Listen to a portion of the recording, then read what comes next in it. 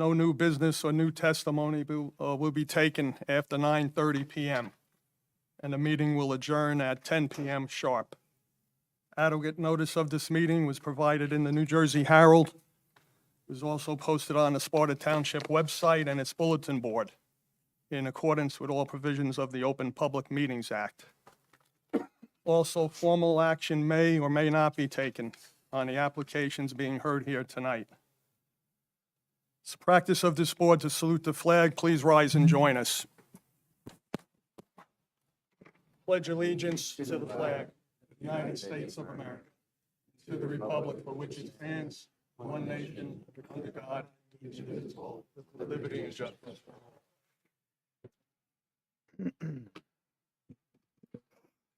Marissa, please call the roll.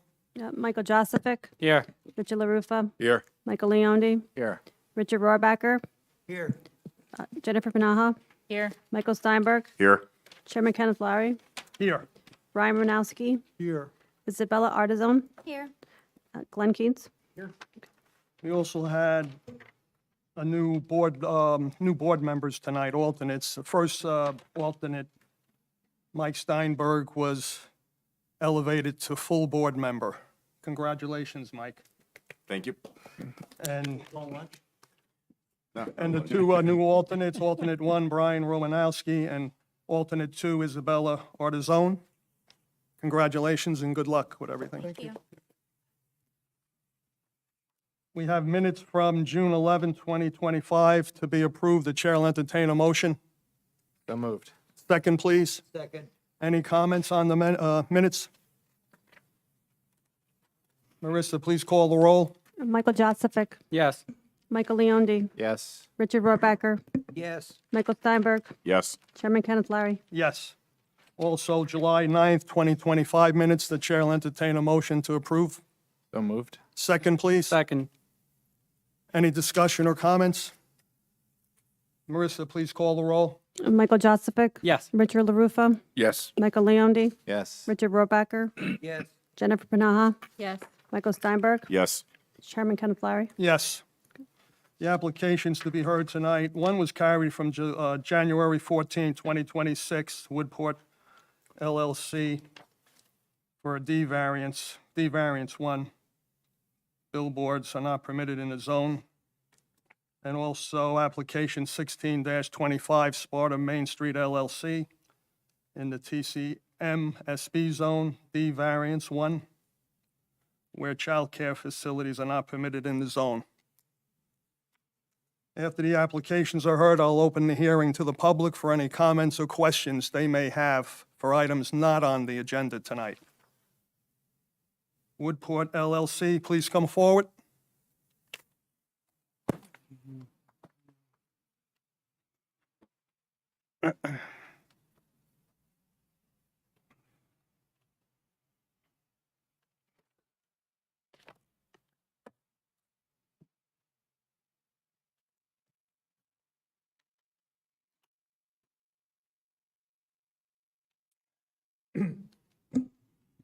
Good evening, Mr. Chairman, Board. My name is Todd Hooker from the law firm of Askin and Hooker. I represent 66 Woodport LLC on this application.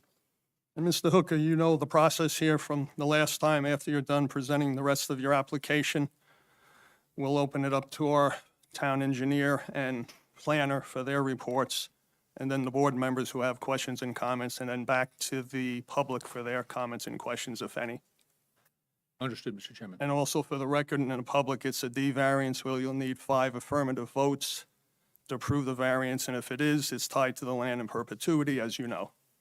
Understood. And then before you begin, Board Member Rich LaRufa and myself just had a question or two. Rich, if you want to take it before we start the process. Well, just when we left the last meeting, there was a question of whether this should be considered a sign or a billboard. And the applicant, and again, what is the application we're looking for tonight? And I'd just like you to start off by restating what you're here for, that you perceive your application to be and who you are representing. I do represent 66 Woodport LLC, the applicant here, which is the owner of the property. As you may remember, Mr. Cintron owns 66 Woodport LLC. He has the corporate offices of Inori there because If you've been to the plaza, you know it's a very small, tight store. And you can't do all the administrative stuff there, plus have all the inventory. So his offices are at 66 Woodport and the store is in the plaza. And the application is to use the sign that's outside of 66 Woodport now, that's not being used for anything, as a directional sign to direct people to the plaza for the store. I looked at the Sparta code actually after the last meeting to look at that, and billboard is actually not defined in your code. So I think it fits under the definition of advertising sign, which is defined in your code, which is a sign that advertises an off-premises business. Well, this is as close to that as possible because while there is an on-premises business at 66 Woodport, it's telling people to go to the retail store in the plaza. So I think it comes closest under your definition to an advertising sign, which is also, I think, synonymous with billboard, but billboard is not defined in your code. Okay. One question I have is, the applicant is 66 Woodport LLC, The owner of the property. the owner of the property, but as the owner of the property, the corporation 66 LLC, they wholly own Honore. And is this, I'm concerned that this may be the situation where we have a corporate ownership that has another business, and you're trying to advertise one of its businesses that's located elsewhere. The property owner and the registration, I assume it's 66 LLC, and you have businesses. You own the property, you rent the building there, that's a business of yours. You have another business called Honore, the store. Yes, sir. Which is another business owned by the corporation. And what you're advertising is another business owned by the corporation at this location. So does that Honore has two constitute it to be? locations. Yeah, excuse me? Honore has two locations. Its corporate offices are at 66 Woodport, so it's a tenant there. And the store in the plaza. It's, I'm confused. Is there a distinction between a corporate ownership of multiple businesses, running multiple businesses, and one of them being somewhere else located, even though they're both, the corporate ownership is this location? Does this constitute an off-site sign, or does this constitute a billboard for another business that's located somewhere else? Well, I knew that that was coming up, and I had an opportunity today to talk to your planner, and I think he's gonna have some things to tell you that I think will actually straighten out your question. So I'd rather you hear from him, and then I will tell you some things. But he's had a chance to look at this, because I was concerned in a slightly different direction as to ensuring that the jurisdiction stayed here, and that in fact they still needed a use variance. And I'm convinced that they do, but that's why we have the smart guy sitting. Go ahead, Mr. Hooker, you can proceed, please. In an effort to address the board's questions from the last meeting, we have prepared 3 additional exhibits which were circulated to the board secretary, board's counsel, and the board's engineer on February 2nd. Hopefully you got them. I asked them to send to the planner because I didn't have his email address. I think we should start by marking those and then proceeding with that. David, I have a stamped copy of the survey, updated survey for you, but because those are expensive, I just have copies for everybody. You and the board secretary get the official stamped copies. Then I have regular copies for the other members. I think we're going to call this A4.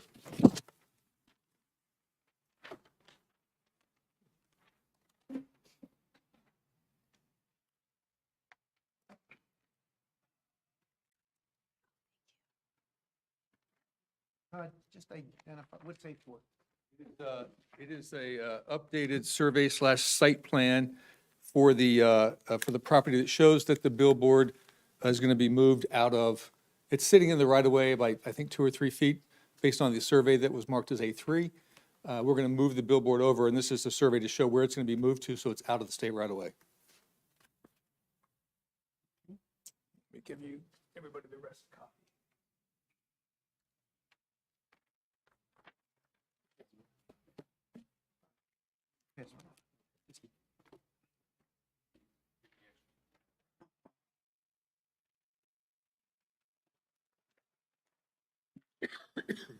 Do you have more exhibits, Doc?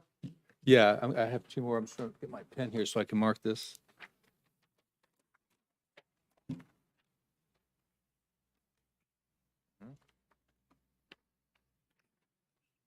And then the second new exhibit that we're going to identify is, the board was concerned about the condition of the current sign and asked it to be spruced up.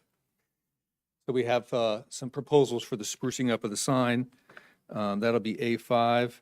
We have two designs, one that we prefer, and we'll tell you which one we prefer, and then another option in case the board doesn't like our preferred design. So this will be A5.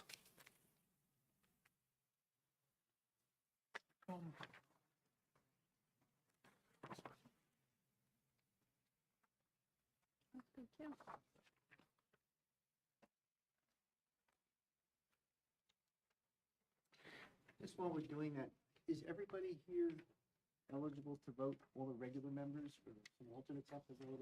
Where are we? Well, all the regular members could vote. All the regular members can vote. Okay. That's my recollection as well. Always want to check on the record. And the last exhibit, the third new exhibit will be A6. And this is A5 shows a mock-up of the sign with the picture. This is an alternative picture. And one of the things that we had talked about at the last meeting was making the picture a little smaller and making the bottom of the sign just text.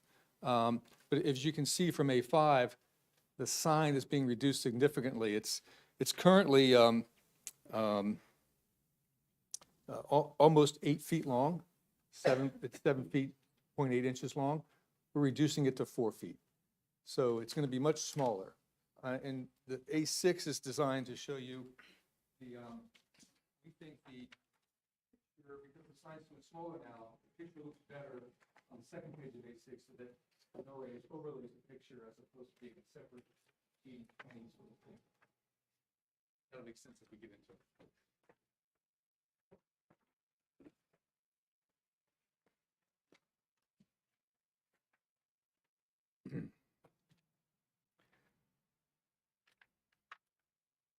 So once everybody gets A6, I just want to discuss A5 and A6 for a second.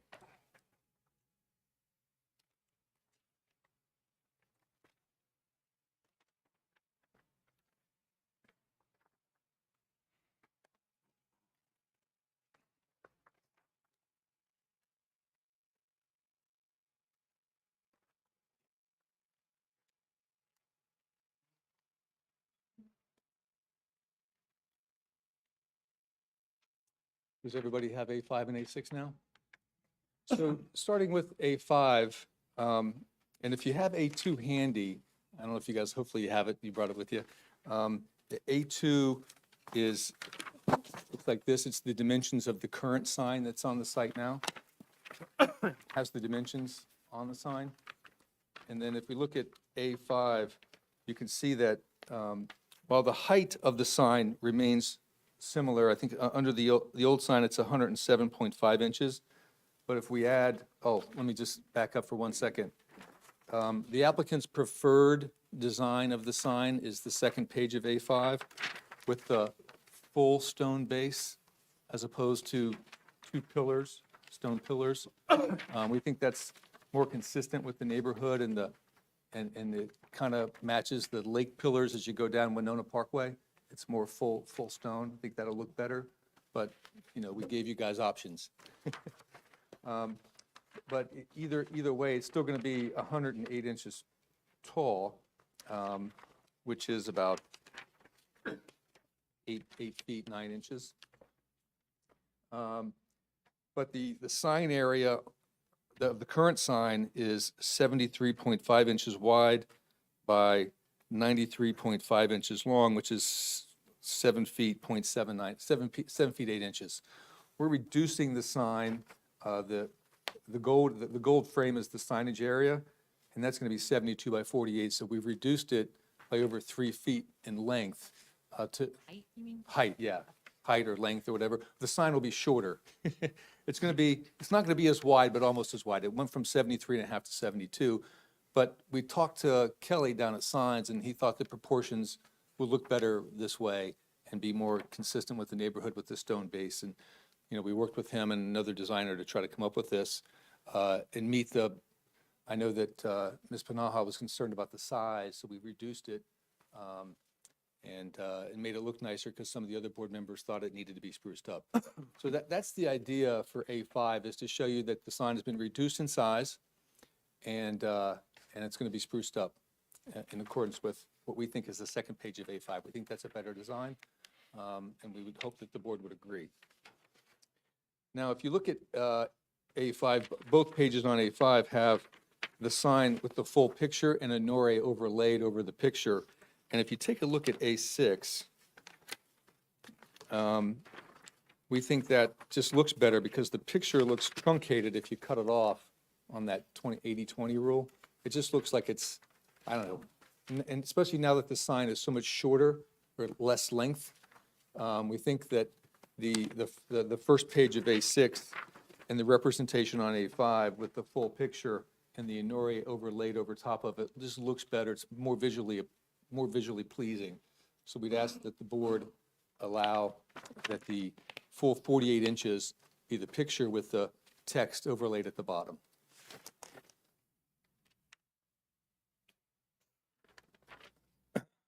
And then, of course, A4 addresses the signage in the right-of-way issue being taken care of.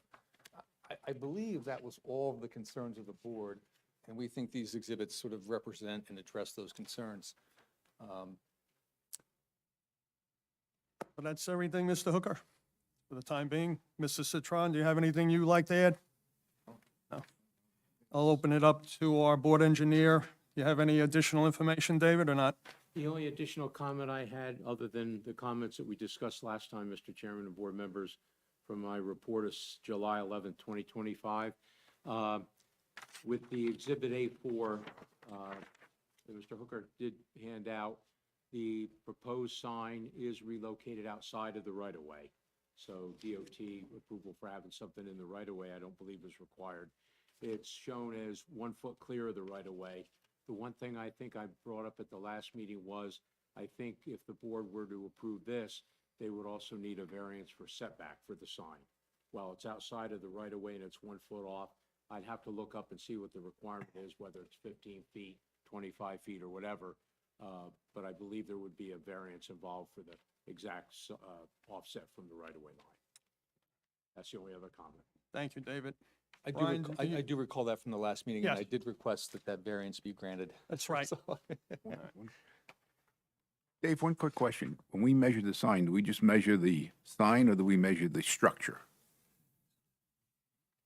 So I'm taking the 1 foot offset from the sign itself. Well, but I think the DOT is going to look at it for the structure being outside of the right-of-way line. It's, the structure's reflected, David, not the sign. Yeah, so any part of the structure would have to be 1 foot off the right-of-way line. Okay, but when we talk about our sign ordinance, the sign ordinance, signs have supposed to be certain sizes, right? Do we talk about just the sign or we talk about the sign structure being a certain size? I'm talking about the sign structure. Okay, but he was referring to just the sign being a certain size. David, this sign is being proposed, I think, at least on A5, is 6 by 4, so it's 24 square feet.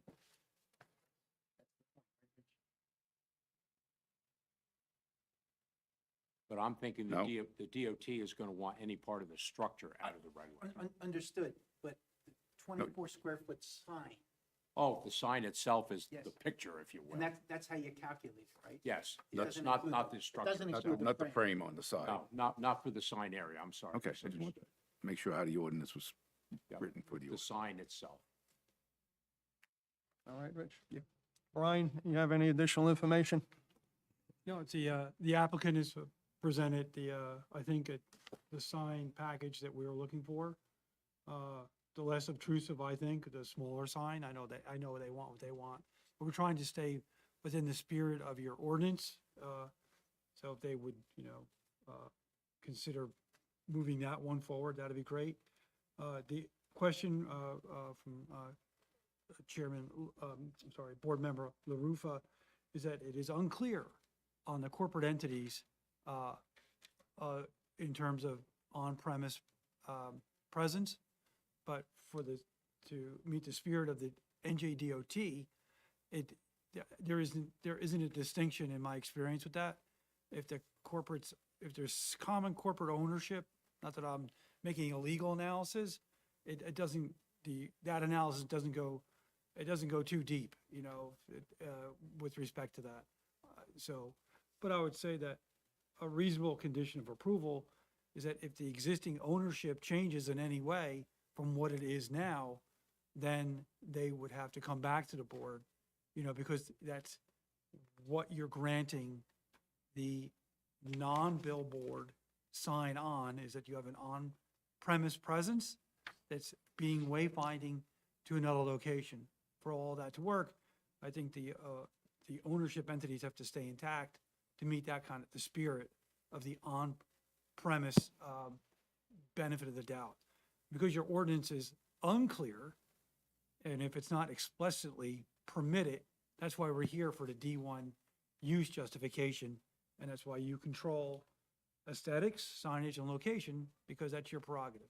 I don't hope that explains what you were looking to get an answer to, but they don't, it's not drilled in too deep in terms of ownership. But if the existing ownership would change, then I think they need to come back to the board for that reason.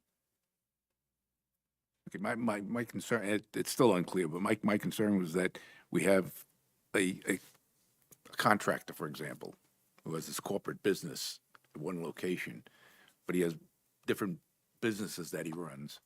Even though he's running them all out of the one location, can he advertise his businesses all over town on his on that one piece of property?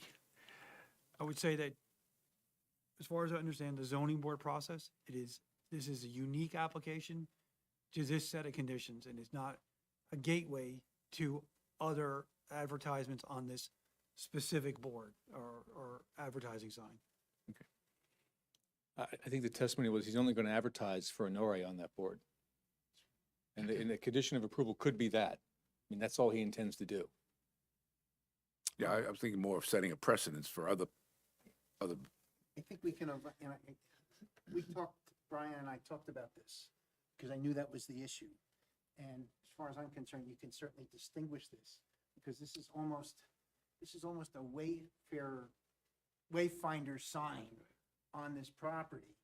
And in order for the board to have jurisdiction, you got to find that they do require, in fact, a use variance. And I think that's where, Brian, I'm not speaking for him, because he's an adult. That's where we're going with this. In order for you to have the jurisdiction, it really is a unique situation. It's not something like a little directional sign that you have on your parcel that says exit and entrance or something. This is pointing you to something on a different piece of property. So in some ways, it acts as if it is a billboard, but it's not. It's kind of a billboard, but it's kind of not, I guess, right, Brian? Yeah, it's, because it's unclear, that's why you have jurisdiction, right? That you're looking at your ordinance, as the applicant's attorney said, it's unclear whether it's a billboard, but you are making the interpretation, in this particular set of instances. All right, thank you, Brian. Marissa, would you call on the board members for their comments and questions, please? Sure. Michael Joseph, No questions at this time. Richard LaRufa, just one other question. The samples you show, one just has the picture and the address saying Lakemore Plaza, your preferred one, you said. The second page of A5? Second page of A5 just has Honore located in the plaza, and that's fine. First one had Better Men's Clothing, and the question is, we want this to be a directional sign, or are you looking to be able to put anything on that sign, like for sale this week, on sale this week? They both have Better Men's Clothing. They do? Yes. No, we don't. This one doesn't have it. Oh, that one. Yeah, one's an advertising sign, and one's a directional sign. It's going to be little bit of a- directional. It's going to be directional.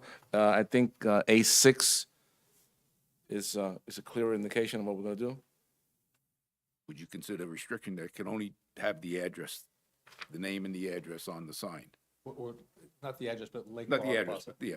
Like Mohawk Plaza, yeah, fine. I have no problems with that. No other questions. Michael Leondi, I have no questions, thank you. Richard Rohrbacher, No questions. Jennifer Panaha. I just had one question that I don't remember the answer to. Was there any discussion about the overall location of a sign with this much appeal to it in that spot, you know, down a hill, that close to an intersection? Is there anything that has to be addressed, or is that just? Well, I think if you look at A4, Mhm. there's really not a lot of other space to put it unless you move it closer to the intersection. And I know that you did not want that, so we kept it as close to where we could and still have room to stay out of the right of way. I'm just sort of talking about the distinction between the previous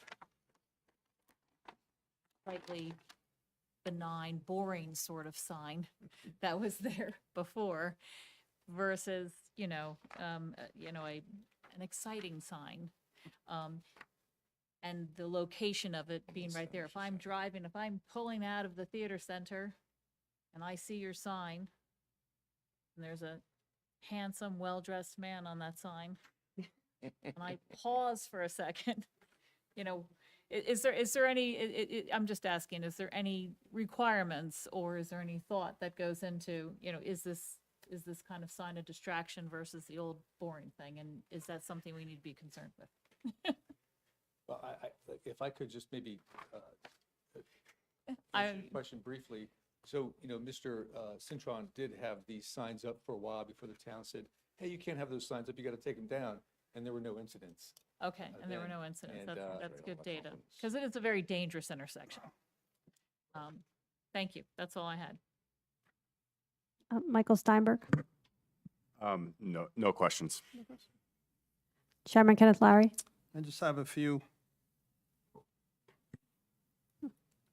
I just want for the record, our board attorney, our planner, our engineer, all say it's a sign and not a billboard or typical billboard, right, gentlemen? Yes.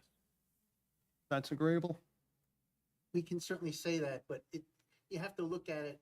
If you say it's a sign, then I think, and I'm looking to Brian for a little help on this, but at least it appears to me that you would lose jurisdiction. I think this is something in between, as Brian said, and that's why you have jurisdiction, Mr. Chairman. All right, thank you. And I guess you looked over the design standards, Mr. Hooker, for the township, correct? You must know them by heart at this point. I don't know them by heart, but I have reviewed them, yes. Because it says all signs shall relate to the premises upon which they are displayed or erected. Nori does have an office there. An office. Yeah. But they're advertising for the clothing aspect at another address. And that's why we're before this board, Mr. Chairman.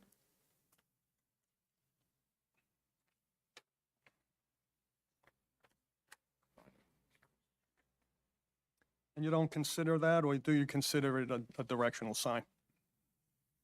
Well, we do consider it a directional sign because it's directing people, as Mr. Cintron testified at the first hearing, I think it might have been in August or September of last year, that he would get calls asking where it was, because people come from out of county to go to the store. And it's, nice for him to be able to, and if you live in Sparta, you know how to navigate your way around, but if you're new to Sparta, that intersection can be confusing and you don't know like how to get down to the lake. You end up driving around trying to figure it out. So that's a really, Mr. Cintron testified that when he had those signs up before the town made him take them down, it was really helpful for his clients to be able to come in and see that sign and know exactly where to go. So, it is a wayfinder sign, it's a directional sign. It's similar to the one that Perona Farms has, by the Quick Check. It's similar to the one Caldwell Banker has up at the top of the Winona Parkway on the Lake Mohawk sign. And that's why, we thought, that's why he wanted to do it. It lets people know where he is, where his shop is. And it seemed to work when he had those signs up before. The town made him take them down and said, you have to come apply for a use variance, because the town called it a billboard. The zoning officer did when they made him take it down. David, directional signs, they have to be located within the interior of the site itself or not? As far as an offset from a property line? Right. There are requirements for that, yes.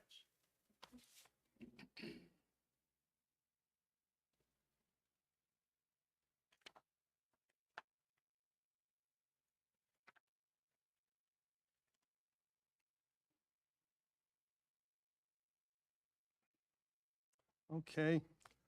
Before I open it to the public, I just want to put on the record, I think this is going to set a precedent.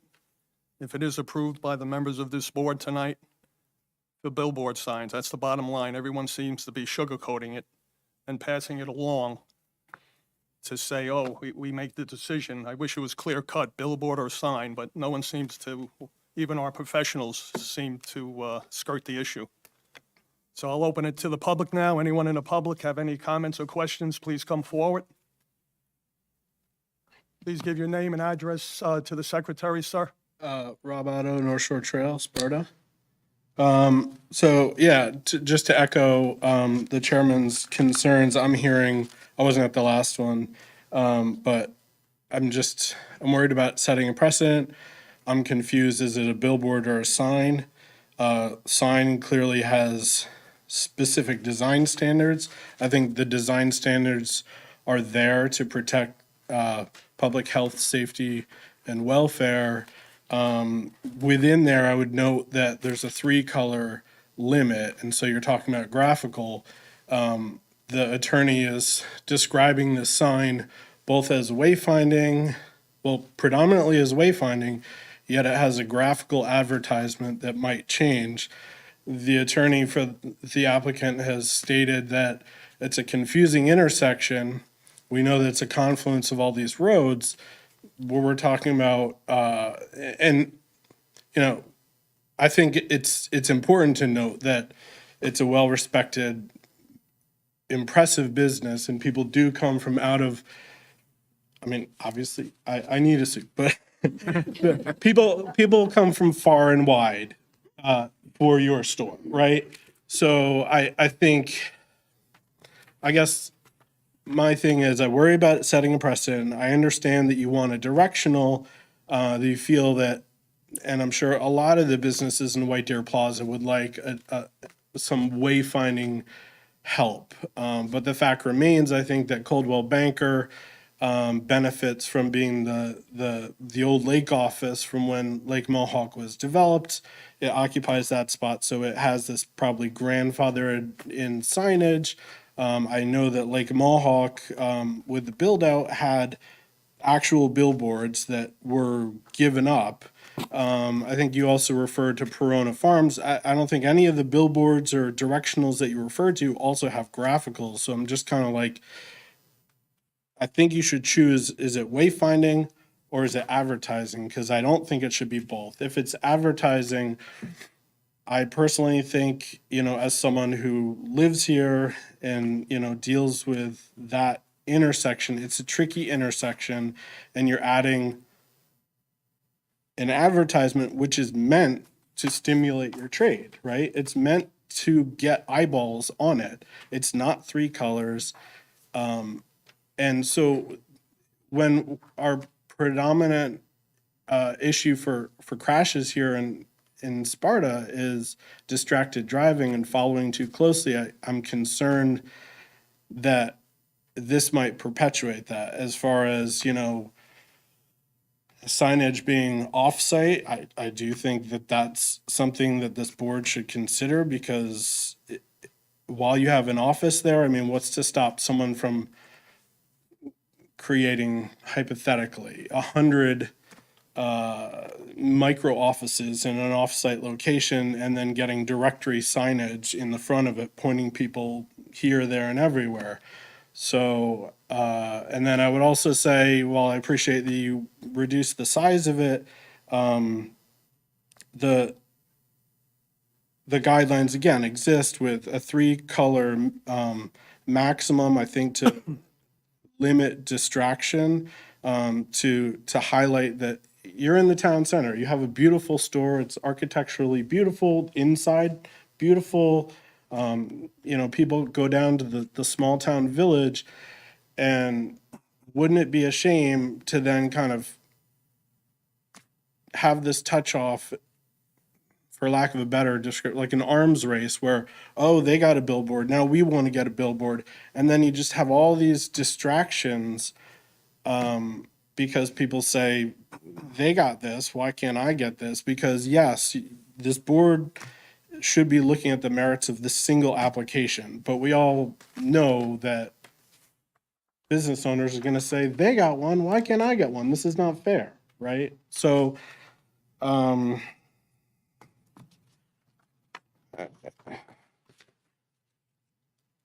so I would just, is it directional? Are you in a unique situation? You're unique because people come from all over. Your business attracts people, and maybe there's some novelty in that where you could pull people in. Otherwise, you do get people in there. I would also kind of refer to other applications that have, I think, come before zoning, electronic billboards that were denied. And I think the rationale for that was it'll create more distraction on those streets. And what was the purpose for it? The purpose shouldn't be to vary the zone requirements. It shouldn't be for financial gain. Does this ultimately, right, this board has to do the balance of, is this in the public good to vary the code to allow you to have your billboard sign, wayfinding sign, advertising sign, whatever it is? And I would just urge the board to consider if it meets the criteria of preserving the public good in allowing you to have this at a pretty busy intersection. Thank you. Thank you, Mr. Otto. Would you like to respond, Mr. Hooker, to any of the comments or not? Sure, thank you, Mr. Chairman. I do think that this application is unique, and I think I agree with Mr. Keynes when he talked at the last meeting about this application, if it were approved, is not precedential in any way whatsoever. There are a lot of unique circumstances here. You have an applicant who's an owner of the property in which the sign is going to be placed on and owns another business in town. And there's offices for that business in this property. I don't think there's a lot of other businesses like that. This was a pre-existing sign. We're just repurposing it and sprucing it up at the board's request. So the original application was just to use the original sign. But I think ultimately those comments helped make for a better potential sign. I do think this is unique in a lot of ways, and my client has agreed to whatever conditions the board wants to impose on that. For example, like if property ownership changes, then the sign the sign goes away. You have to be an on-premises business in order to advertise a related off-premises business. And that's going to be really hard, I think, for people to satisfy unless they want to buy the building. So it's and then of course Honore wouldn't be advertising them; it would be the other person's sign on there. And it's not going to be any third-party advertising. It's for one location to advertise the Honore store. No other business. It's not selling space on it. It's not going to be digital. It's going to meet all the other lighting requirements the town has for the indirect lighting, which it currently has. We're not changing that. So I do think this is a unique application. I don't think it's precedential in any way. And I think Mr. Keynes agreed with me at the last meeting on that. So that's my response. All right, thank you, Mr. Hooker. Anyone else in the public have any questions or comments? Please come forward. Oh, good, it's just the right size. And Beth, if you can go through the process with the Beth name and Broderick, address. North Shore, Sparta. I promise to behave, or If you could I was speak a sworn little in the louder last- into the microphone. I was so- sworn in the last time. Yeah. But I have a couple of questions, so bear with me, and they might be a little bit repetitive. But I think the legal definition of a billboard is a sign which directs attention to a business, commodity, service, or entertainment conducted, sold, or offered at a location other than the premise on which the sign is located. Sparta ordinances don't provide guidance for billboards because they're not permitted in Sparta. So it's kind of there, and the definition also says sign in it. Because the store location is physically down the hill and this is the corporate office, then I'm confused as to whether the advertising unit, whatever you want to call it, should that only pertain then to the corporate offices and not the retail location down the hill? You That's, can respond to that, Mr. Hooker, as we go along with each point. I want to respond to her quote-unquote legal definition of a billboard because it's not defined in the SPART ordinance, so I don't think, this is legal in NJ Admin Code 19:4-8.14, signs. Signage types are, so it's a legal definition. This is not something that I found on Google. I'm just saying that Sparta has not defined billboards. I don't know what part of the administrator's code that is from. Is it, 19:4-8. well, the administrative code, the way it's set I up, can, regulates certain areas of the law. So I don't know what 19 is. I know, like, for example, 726 is all the DEP regulations. And they have their own definitions. And they could be different from. I a think different this may section be of the New code. Jersey code, but I'm not sure. This is all New Jersey code. we're Okay, talking but about. anyway, so, Speak into because the mic. Thank you, Mr. Citron. Give him Where- the microphone there, please. Yeah, so I look, make your comment. You have every right to do that. I just say I Okay, so disagree with that's- the definition of. the that's quote-unquote comment legal number definition of one. billboard. Okay, that's comment number one. Under the Sparta Township Design Standards for signs, it references that the signs, the advertising unit has to be compatible with their surroundings, expressive of identity of the individual proprieties and of community character. It also says that it has to be non-distracting to motorists and do not constitute a traffic hazard. Pictures and phone numbers on signs are considered a distraction to motorists. So I kind of want to put that out there. And I know that other businesses have run into this and have been turned down and told, no, you can't have all of this other stuff. And also because we're looking at distractions, I'm through that intersection every single day. You have Woodport Road, you've got Stanhope Road, the Winona Parkway, a gas station that needs a light to get out of. So you're putting something that's colorful and different than other stuff that's in the area, so that may constitute a distraction.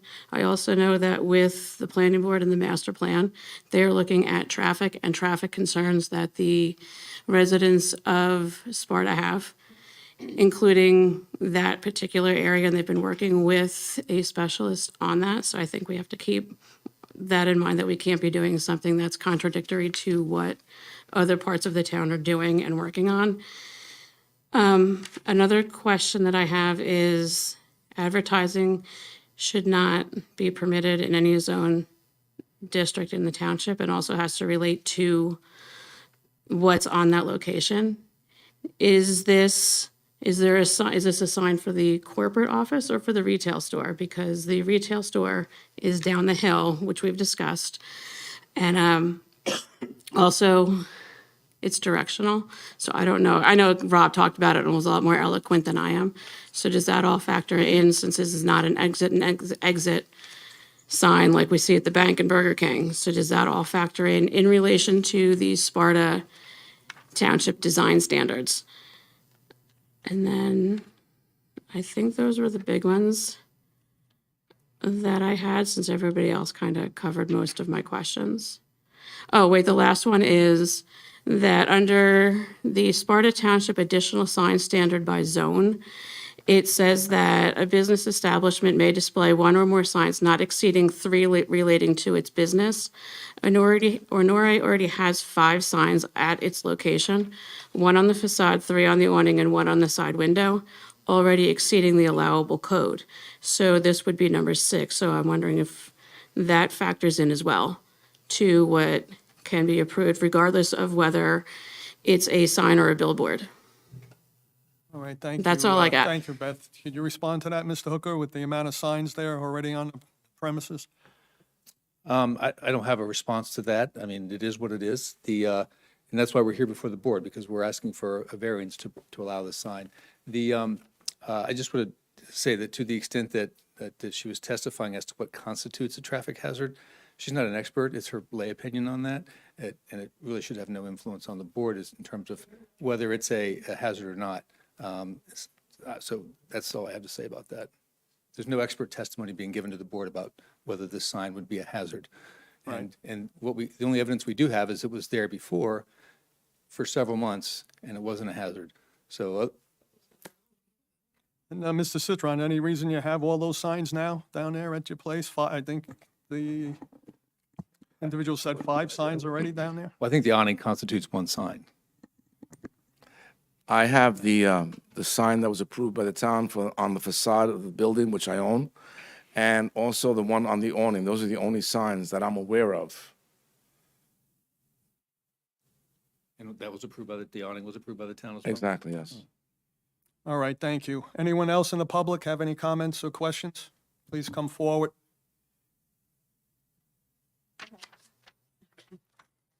Jenny Derrick's Tap into Sparta. I just have one question. The discussion about the sign itself, are there any other examples? The 2 examples given were Perona Farms and Coldwell Banker.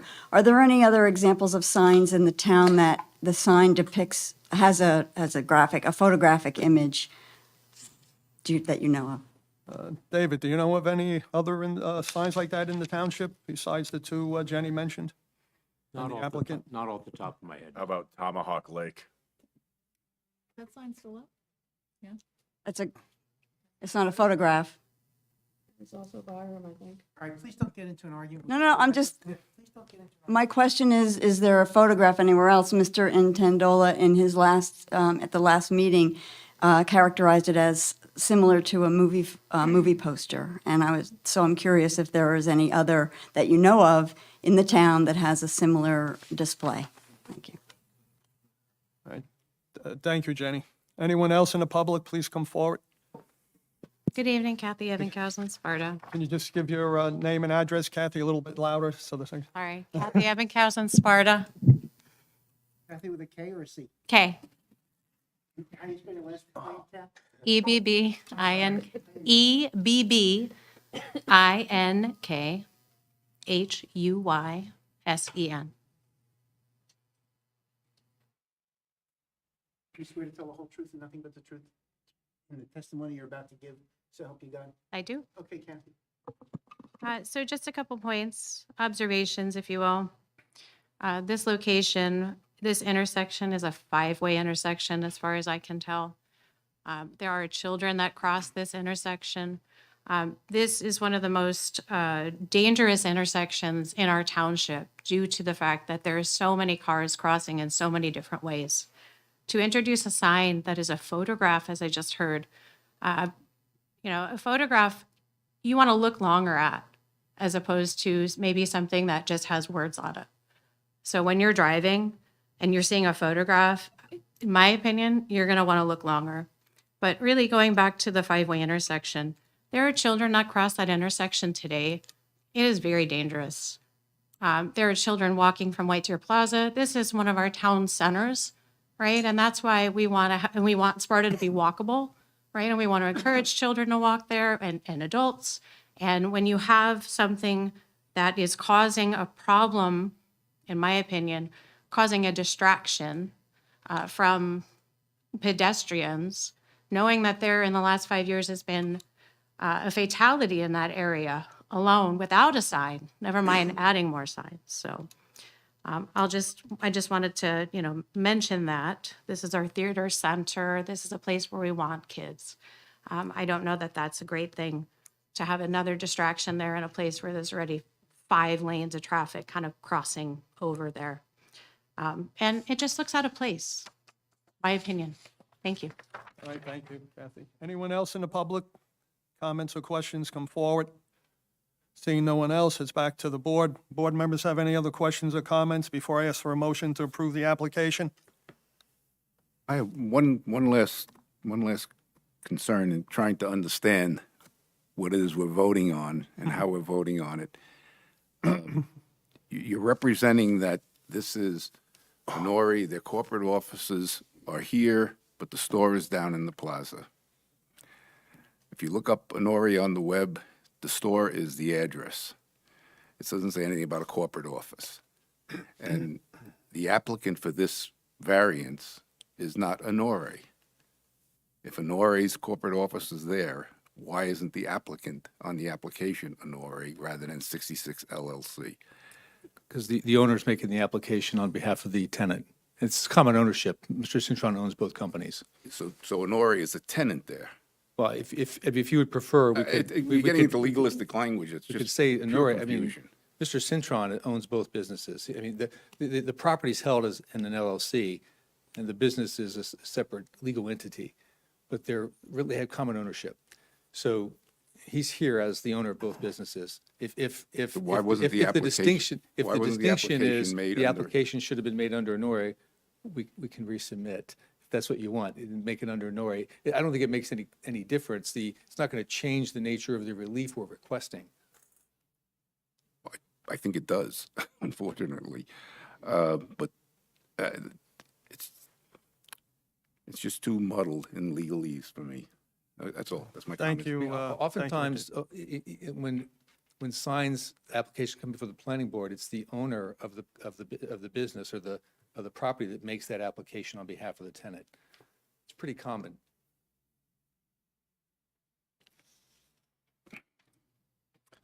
Any other comments, Mr. Hooker?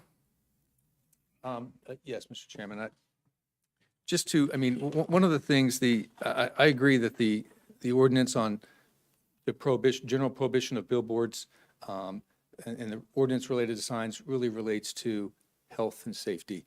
And at the end of the day, the town has to weigh that obligation for health and safety against what other rights that applicants have, including commercial speech, which is constitutionally protected. That was addressed briefly at the last meeting, and I do think it's an issue here on the complete ban of billboards in the town.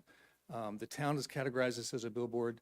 The town directed Mr. Cintron to come before the land use, the zoning board to get a D1 variance for this billboard that he's proposing, or a sign, whatever we're going to call it. Oh, wait a minute, Mr. Hooker, if you remember, not a typical billboard. Wasn't just a billboard, remember? I agree, it's not a typical Even our billboard. professionals said that, not a typical It's not a billboard. typical bill because of the restrictions Right. that Mr. Cintron has imposed on himself, that he's happy to make as conditions. He owns both properties, he owns both businesses. They're related in terms of where the sign's going to be and where the business is located. There's an existing sign there. It's not being used. And the fact that it's a directional sign as well. So it is a billboard, and I think in some sense, but billboard's not defined in the Sparta Code. So, Well, thank you for admitting that anyway, appreciate it. but that's we've talked about this now for Right. is this our fourth meeting or third. I can't remember. It seems it's seems like it's third. the fourth, but this is a unique application. It's not precedential in any way because of all the conditions and unique circumstances that are here. I don't think anybody else could come in and meet all the requirements that we've met for the approval of this billboard/sign that we're seeking. All right, thank you. Chair will entertain a motion approving the application. So move. Whoa, Wait a whoa, minute whoa. there. Mike, would you? I please- like that a lot better, actually.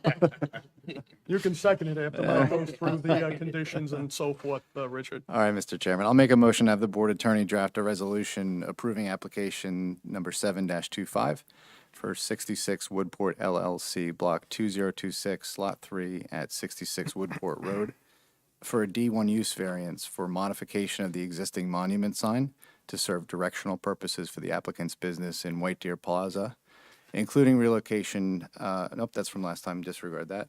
So applicant's business in White Deer Plaza. Any existing non-conforming variance for the appropriate setback from the right-of-way, I guess we'll confirm what that number is and make sure that's captured as well. And some conditions that the sign will not be used for advertising or billboard purposes aside from the applicant's business in the plaza. No sublease or sale of the sign is permitted. Provide any lighting detail to be approved by the township engineer and planner.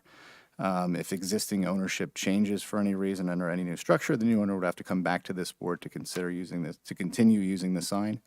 The copy is going to be limited to business name and location. And you're going to submit an as-built plan as applicable, according to all plans, representations, and testimony presented here tonight. All right, thank you, Mike. Second, please. Second. Marissa, please call the roll. Michael Joseph, No. Richard LaRufa, No. Michael Leondi, Yes. Richard Rohrbacher, Yes. Jennifer Panaha, No. Michael Steinberg, Yes. Chairman Kenneth Larry. No. Unfortunately, gentlemen, the application has been denied. Thank you for your time. You're welcome. Thank you for all your efforts, too.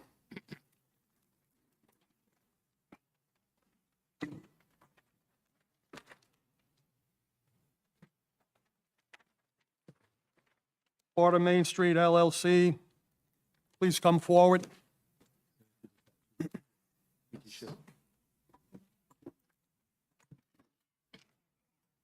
Thank you.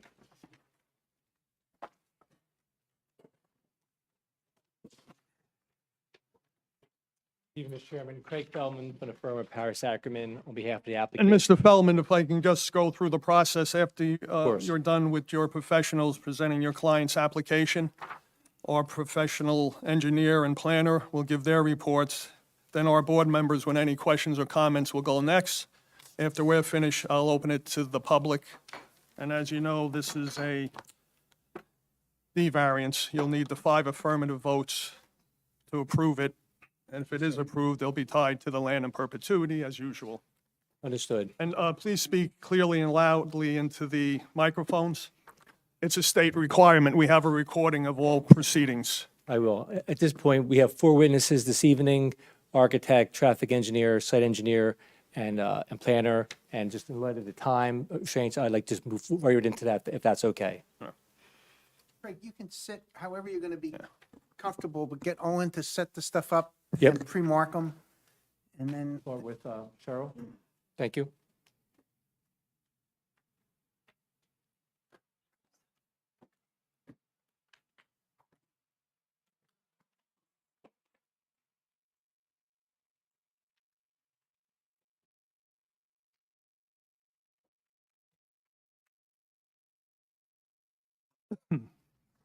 And Craig, I don't think you've appeared here much, at least since I've been back.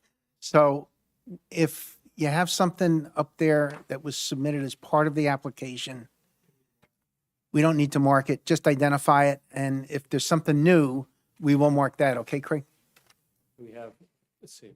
And keep your voice up. It really is a dead night in here, it seems. I don't know whether it's just me or what, but you having trouble hearing? No. Oh, it's just me. Okay, thank you. What?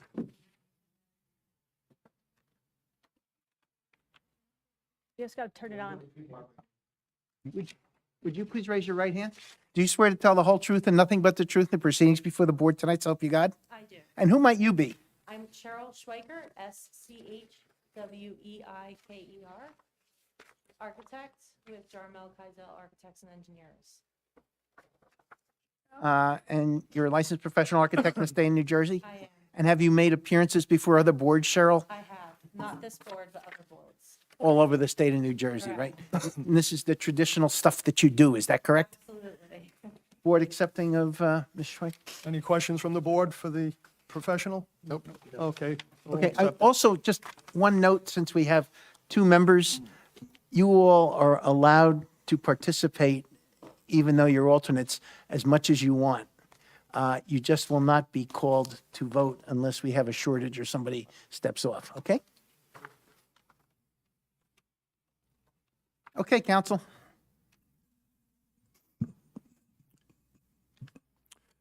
All right, Cheryl, are you prepared, you prepared any plans for this evening? Yeah. And what are those plans? We have the architectural floor plan. Could you use the microphone, please, Cheryl? I'll put that between us. You only want to hear from him. We have the architectural floor plan, SA 3.1, which was previously provided. We have the architectural color elevations, SA 3.2, which was also provided, but I don't Cheryl, believe. just identify him as you're going along. Sure, Just- okay. Just start your That's fine. testimony, okay? Thank you. And Cheryl, have you previously prepared plans for the learning experience before? Yes, our firm is a preferred vendor and architect for the learning experience. Our firm has designed over 400 centers for the learning experience and about 75 within the state of New Jersey. And as the preferred vendor, have you previously given testimony as to the tenant's operations? Yes, that's correct. About how often have you done that? A dozen times within the state. Okay. If you don't mind, can you explain what the learning experience is and who they are? Sure, the Learning Experience is a national franchise childcare chain, similar to other franchises that you may be familiar with. They operate, I think, close to 500 centers now across the nation, with many of their first ones being in the state of New Jersey. And approximately how many are in New Jersey? Operating, they have about 75 to 80 operating. In fact, they were founded in New Jersey, isn't that correct? That's correct, yes. All right, if you don't mind using your exhibits, take us through the design details of the project. Sure. I'm gonna use the mic. Yeah, is that on? Yeah. Mhm. There you go. There. Can you hear me? Okay. So I'm going to talk a little bit about operations and architecture of the building, and kind of take you through a day of the facility. So the facility is currently designed of about 10,750 square feet. And if you don't mind, identify that exhibit, please. This is drawing SA 3.1, the floor plan. So based on the licensing calculations, we have 158 children in the facility, ages from 6 weeks to 6 years. The facility, the classrooms are all sized and laid out appropriately to the state child care licensing requirements. The facility will be required to be licensed by the state to operate as a child care facility. And which agency in New Jersey licensed childcare It's centers? the Department of Children and Families. Okay. So they will be inspecting the center after construction and ensure that it meets all their rules and regulations. So before opening, do you have to get a license? So the license is obtained after the building is built and the certificate of occupancy is issued. Thank you. So in a normal day, a parent would park, walk their child into the facility. There's a secure vestibule. They enter through a key fob. There's a computer. They log them in. They walk the child to the classroom, drop their child off, and then exit. And the same kind of sequence for pickup at the end of the day. We find that drop off and pickup happens over a course of a few hours in the morning. And then in the afternoon, it ramps up. Some children are half day, some children are full day. So parents come at their convenience to pick up and drop off. There's no set start time to the school day where everyone's showing up to drop off or pick up. Excuse me. In addition to the floor plan, we have a playground attached to the facility. So when the children are dropped off, they're within a secure facility. They don't leave the confines of the facility. They enter the playground from a central corridor. And there's a playground divided in half with play equipment that is designed for the appropriate age of the child using the equipment. And is that playground fenced? Yes, it has a 6-foot solid fence. So the only way into playground, is it through the building itself? That's correct, but there are emergency egresses out of the playground as required. So I'm going to move to the architecture of the exterior, and I'm going to start with some photos of the existing building on the site. So this exhibit, So this one we have to mark. yep, will be SA 3.3. Just mark it as A1. A1, Counselor. please.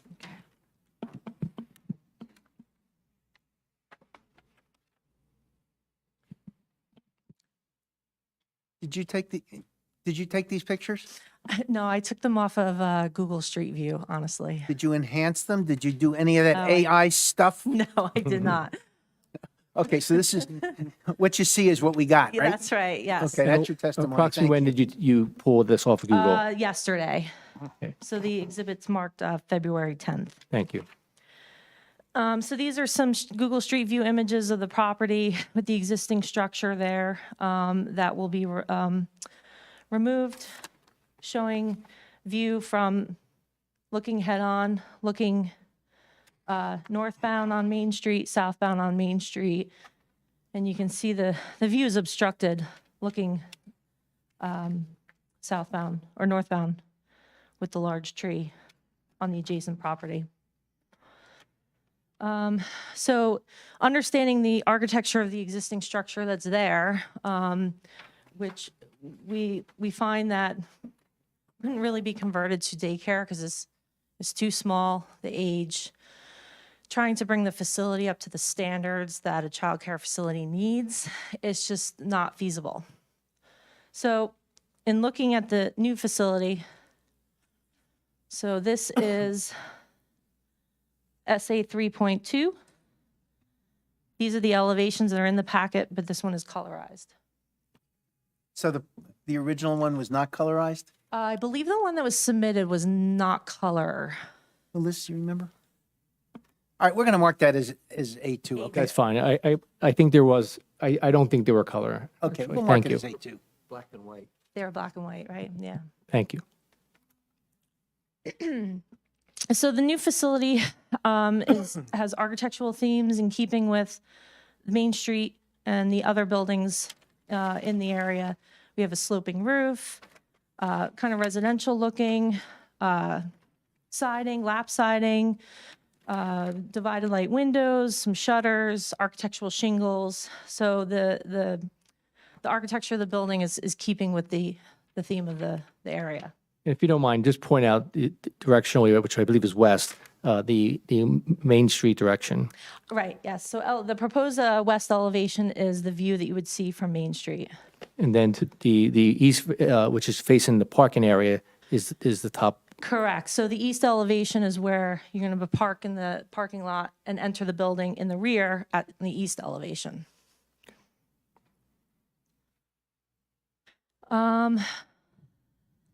Let's see. I want to talk about signs. So regarding signage, I'm going to leave the elevations up. So currently we're showing building mounted signage on the west elevation, which is the Main Street side, internally illuminated. And then we have another sign, building mounted sign on the parking lot side on the east elevation. And we also have a monument sign. So this drawing is SA 3.4. We'll mark this as A3.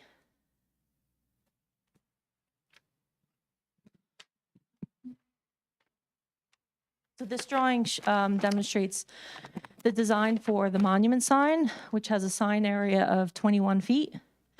And it also provides the areas for the building mounted signage. And this signage, is this something that Learning Experience typically requires for their centers? Yes, this is their branding signage. Okay.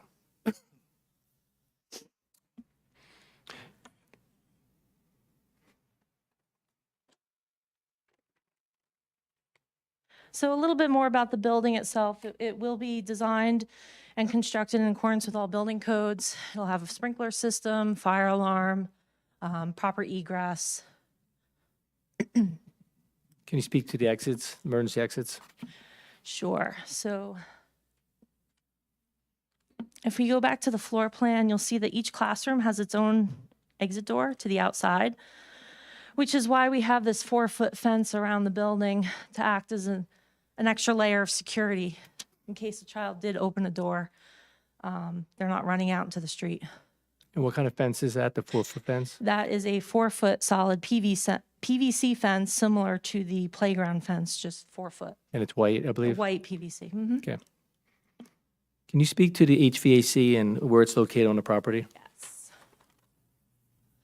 So the HVAC will be all rooftop mounted behind the mansard. So there'll be a well behind this roof here. So all the equipment will be on a flat section of the roof hidden behind the shingle mansard roof. And just to clarify, it's a 1-story building, correct? Correct. And approximately how many square foot is the building? 10,754. Okay. Can you speak to kitchen and how the children are fed? Sure. So there is a warming pantry in the facility. There's no stove, there's no hood, they're not cooking. There's some microwaves. All meals are brought in catered, pre-cooked. They're just warming them and serving them. So essentially a microwave. Yeah. Mm-hmm. Is there any generator associated with the property? No generator. Can Can you speak to the hours of operation? Sure. So the facility will operate from 6:30 a.m. to 6:30 p.m. As I said before, pickup and drop-offs are staggered to the parents' convenience. We have the facility designed for 158 children, but we find that there's a number of absenteeism every day, sickness, vacation. Some children have siblings, so they're coming in one car. So we're not seeing that the center is full on any one day because of, again, sickness or whatnot. So we say 158, where does that number come from? DCF regulations, What is DCF? I'm sorry. the Department of Children and Family, the licensing regulations. So the regulations, how do they decide the number 158? It's based on the square footage of each classroom. So the square footage determines the number of students that can occupy the school. That's correct. Can you ever go beyond that number? No. Okay. Is there a difference between the maximum occupancy versus the actual enrollment at the school? No.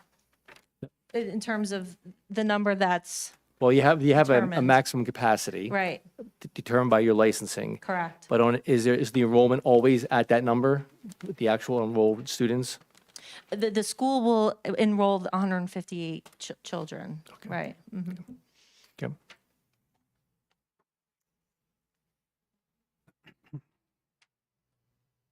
Can you speak to how the children are dropped off in the morning? Sure, so the parents park, they walk their child in, check them in, walk them to the classroom, and then exit the building. And then the same is true for pickup. Approximately how long would you say this process is? We find it takes 5 to 6 minutes, and I know a traffic engineer has data to back that up. Okay. So unlike, let's say, an elementary school, where all the parents are lined up in their cars, waiting for drop-off, is it akin to that? No, because there's no set start time to school. Parents come at their convenience of their schedule. And they actually park in the spaces? Correct. Okay. Do you know offhand how many spaces are provided here? I don't remember. The that's fine. engineer can That's provide fine. that, yeah. Okay. Will the child ever be late to school? No, there's no set start time. Okay. In regard to parking, and I know the traffic engineer was speaking more as to parking, but has the learning experience approved this site?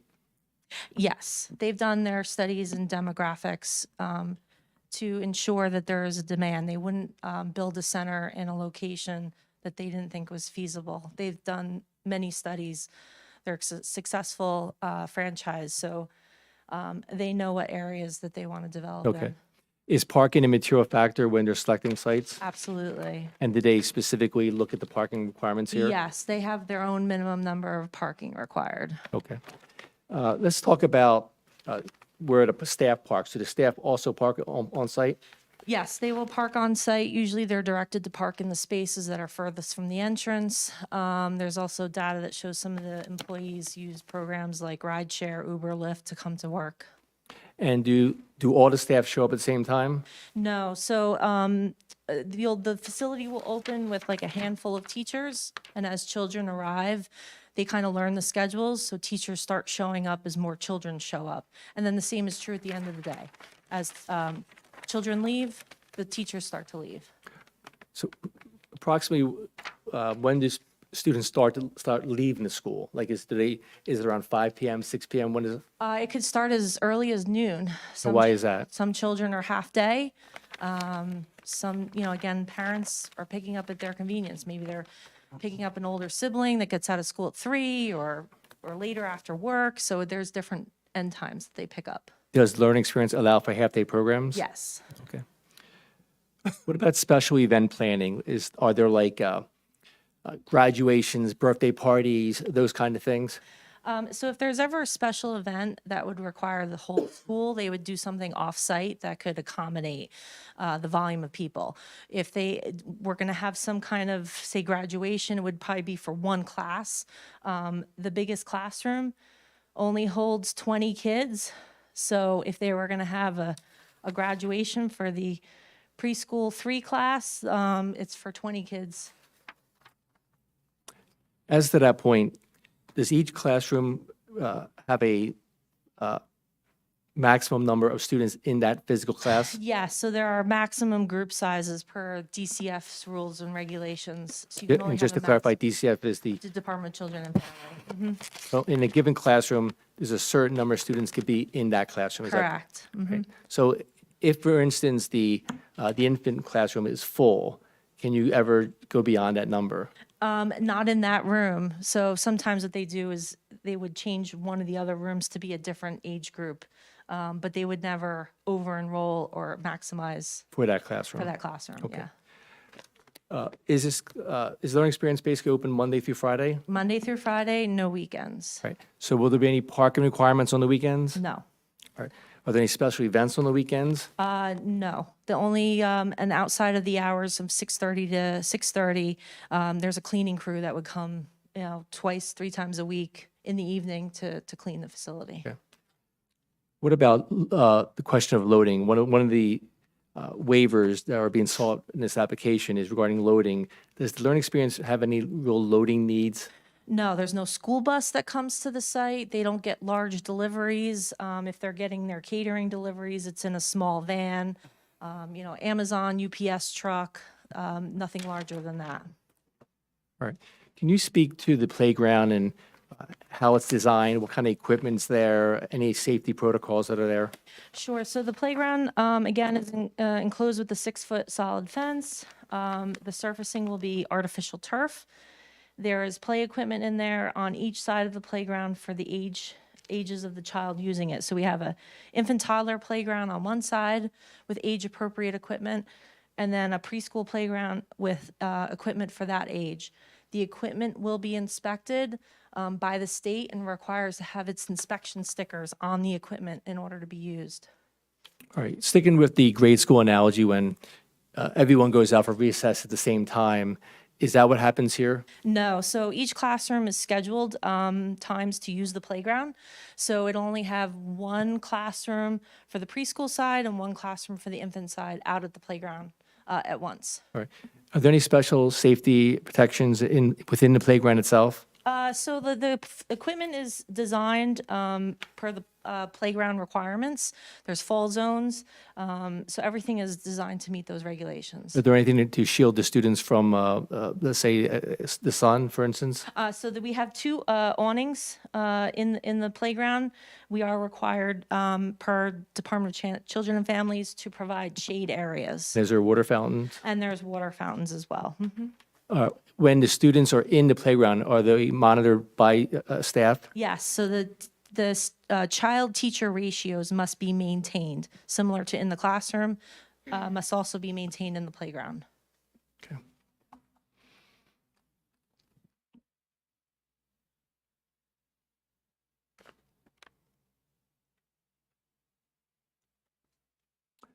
Will the Learning Experience offer kindergarten? If there's a need from the local school, they'll offer it, but it's primarily their curriculum that they provide. What about busing? No busing. Okay. All right. I have no further questions, Mr. Chairman.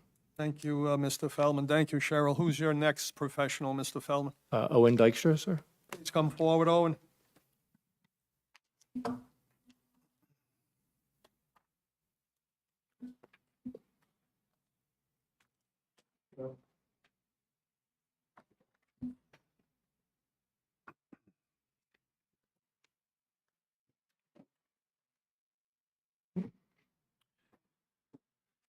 So this is a colorized version, I gather, you've made? Okay, so we'll mark this A4. Not yet. Okay, please, I'm sorry. Owen, do you swear to tell the whole truth and nothing but the truth and proceedings before the board tonight, so help you God? I do. State your name and address and who you are and what your qualifications are. Owen Dykstra, 11 Lawrence Road, New Jersey, professional engineer, Testified before this board before? many times. You can't even remember how many. Mhm. Your licenses are valid as of tonight, right, Owen? Correct. Thank you, Glenn. Owen, can you turn that a little bit so the public could actually see it too? I don't know how you can accommodate everyone, but maybe you can do something over there. While he's doing that, counsel, this was submitted, but the colored version has not, so we're gonna mark this as A4, is that correct? It was not submitted with color, correct?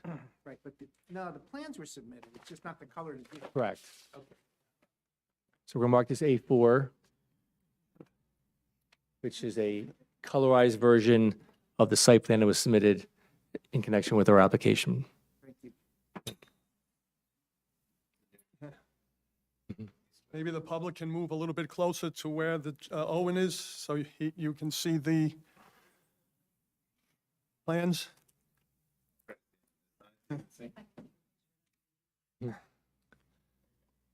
Thank you, Owen.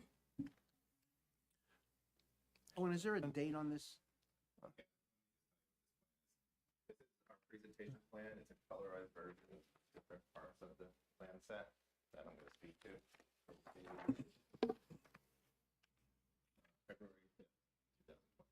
Thank you. Excuse me, Brian and Isabella, can you see the plans okay from there? All right, thank you. Oh, you're fine.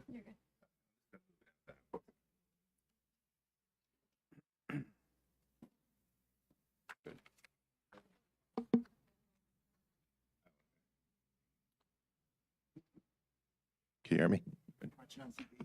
Oh, and before you start with that exhibit, did you receive a copy of the completeness letter from the town? I saw the review letter, yes. Yes. And the other letters from the various professionals and departments of the town? I did. And in response to those various letters, did you prepare any sort of documentation in response? I prepared a response letter that was submitted to the board today. All right. I believe the board has it. Does the board We have? have it, we can go over it after you're all finished with your presentation there. Great, thank Owen. you. We have all the documents. Okay, perfect. So I'll just start. If you don't mind, thank you. Okay. The property is known as Tax Lot 41, Block 2001. It's in the Town Center Main Street Business Zone. It's a 1.66 acre tract located on Main Street across from the Presbyterian Church. It was formerly part of the Presbyterian Church. I think it had a house for the preacher as well as some overflow parking. The property has approximately 145 feet of frontage on Main Street. And just for the record, we are a contract purchaser. The applicant's a contract purchaser to buy the property from the church, so it is still owned by the church. The existing site has 42 parking stalls on the northerly portion of the property. It also has an existing dwelling, a garage, and a shed, and some other minor structures. There's also some wooded area in the southerly corner of the property, and it's bounded by a couple of commercial sites. There's 2 commercial sites to the south. The former Sussex Bank is to the north, and to the east is the Spark. What is it? It's a townhome community. Proposed Learning Center building is located 31 feet off the right-of-way, so it's 31 feet setback from the right-of-way. The right-of-way has been expanded by 5 feet as part of this application in order to get the existing streetscape improvements within the right-of-way. So we're donating 5 feet to the township, and the 31 feet is measured from that new right-of-way line.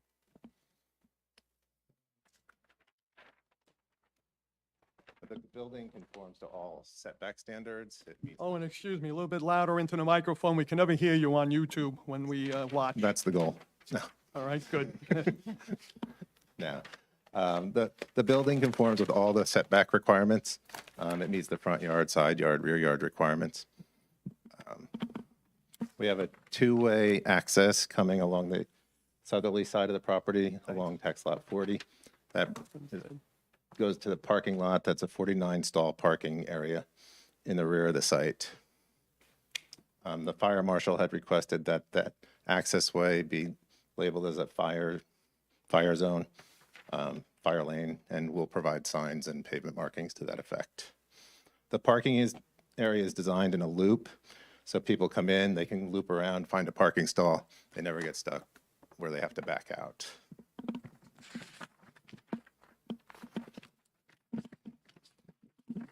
The ordinance requires 1 space per 200 square feet, which is 54 parking stalls. Per the state law, you get a credit of 1 parking stall per EV-ready space.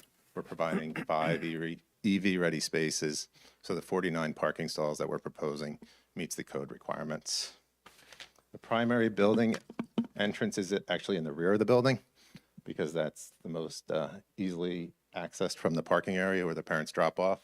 They'll drop off, they'll park in this parking area, they'll come down the sidewalk, come through the vestibule to drop their children, and then they'll leave through that and can leave the facility. So the front of the building looks like a front entrance, but the actual entrance to the building is in the rear. Decorative LED lighting per the Sparta Township standards has been provided around the parking lot to provide adequate lighting in accordance with the parking standards. Those lights will go on at 6 a.m. and they'll stay on till 9 p.m. during the dark hours. As suggested by the Environmental Commission, we did provide porous pavement. The lighter colored areas where the parking stalls are is porous pavement that allows for infiltration and water quality features through the pavement. It acts as a filter as well as allows water to infiltrate the surface.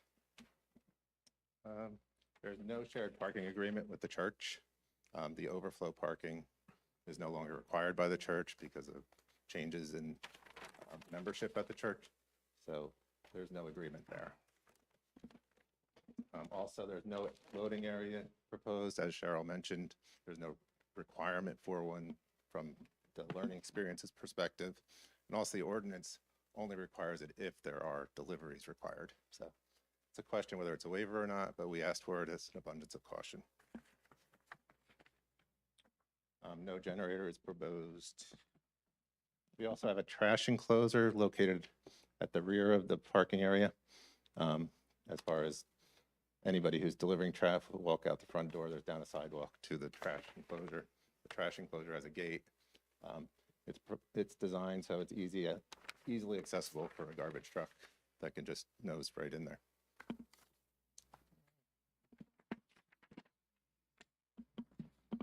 There's a playground area at the rear of the building. That's in dark green here.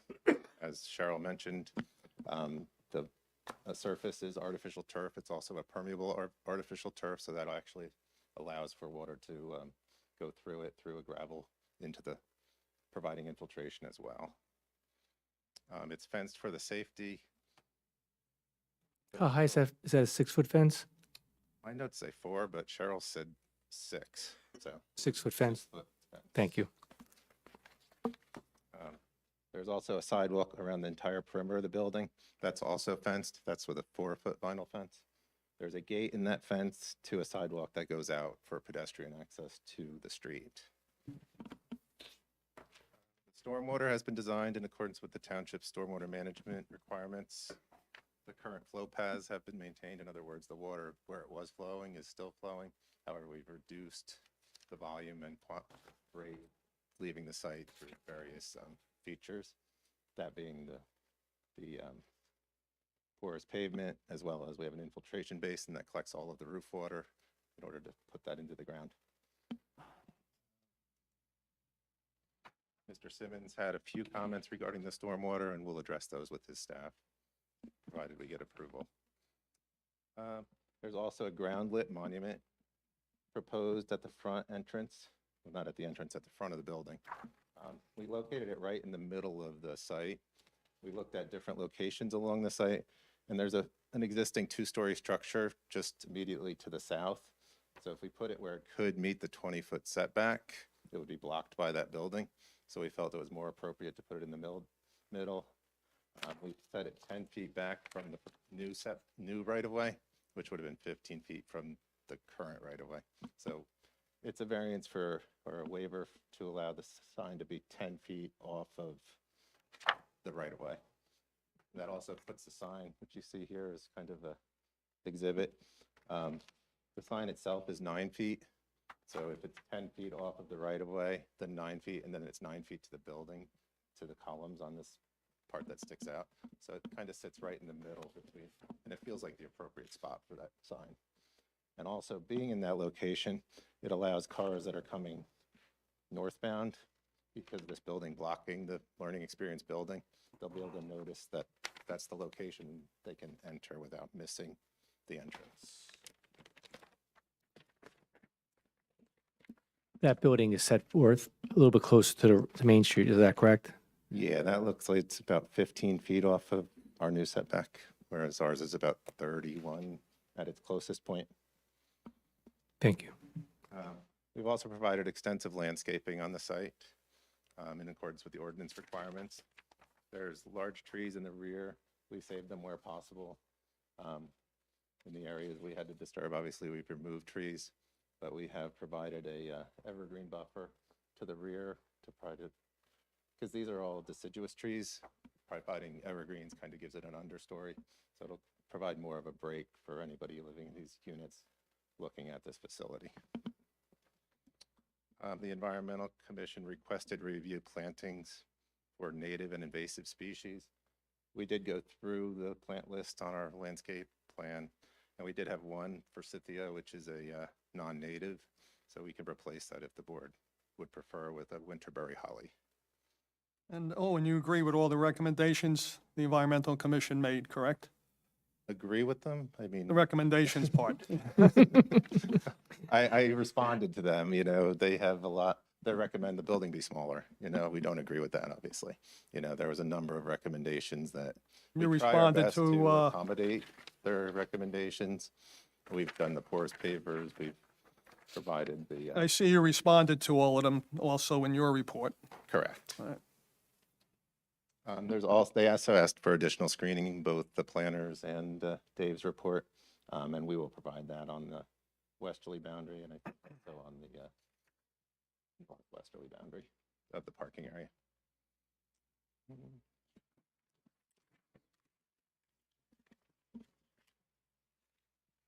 As far as utilities, the existing building is currently on sewer. I thought it was on septic, but we verified that that was changed over in 2004.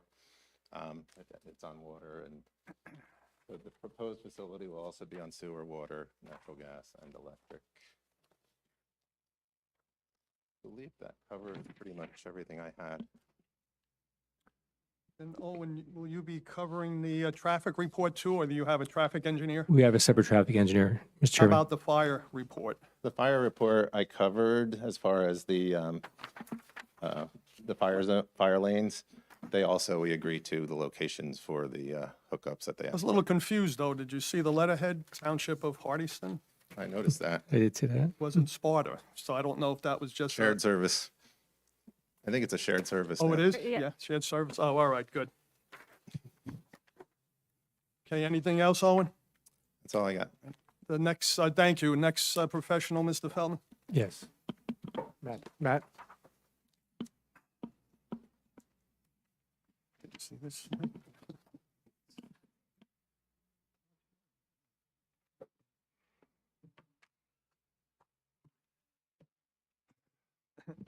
Swear to tell the whole truth and nothing but the truth in proceedings before the board tonight, so help you God. Yes, I do. And who are you tonight? Matt Seckler, that's Seckler. I'm with Stonefield Engineering Design. Address is 92 Park Avenue in Rutherford, New Jersey. Matt, you're a licensed professional engineer in the state of New Jersey with a particular expertise in traffic. Is that correct? That is correct. And you testify regularly on behalf of Stonefield all over the state. Is that correct? Correct. And your license is valid as of tonight. Is that correct? Valid and good standing, yes. We got you.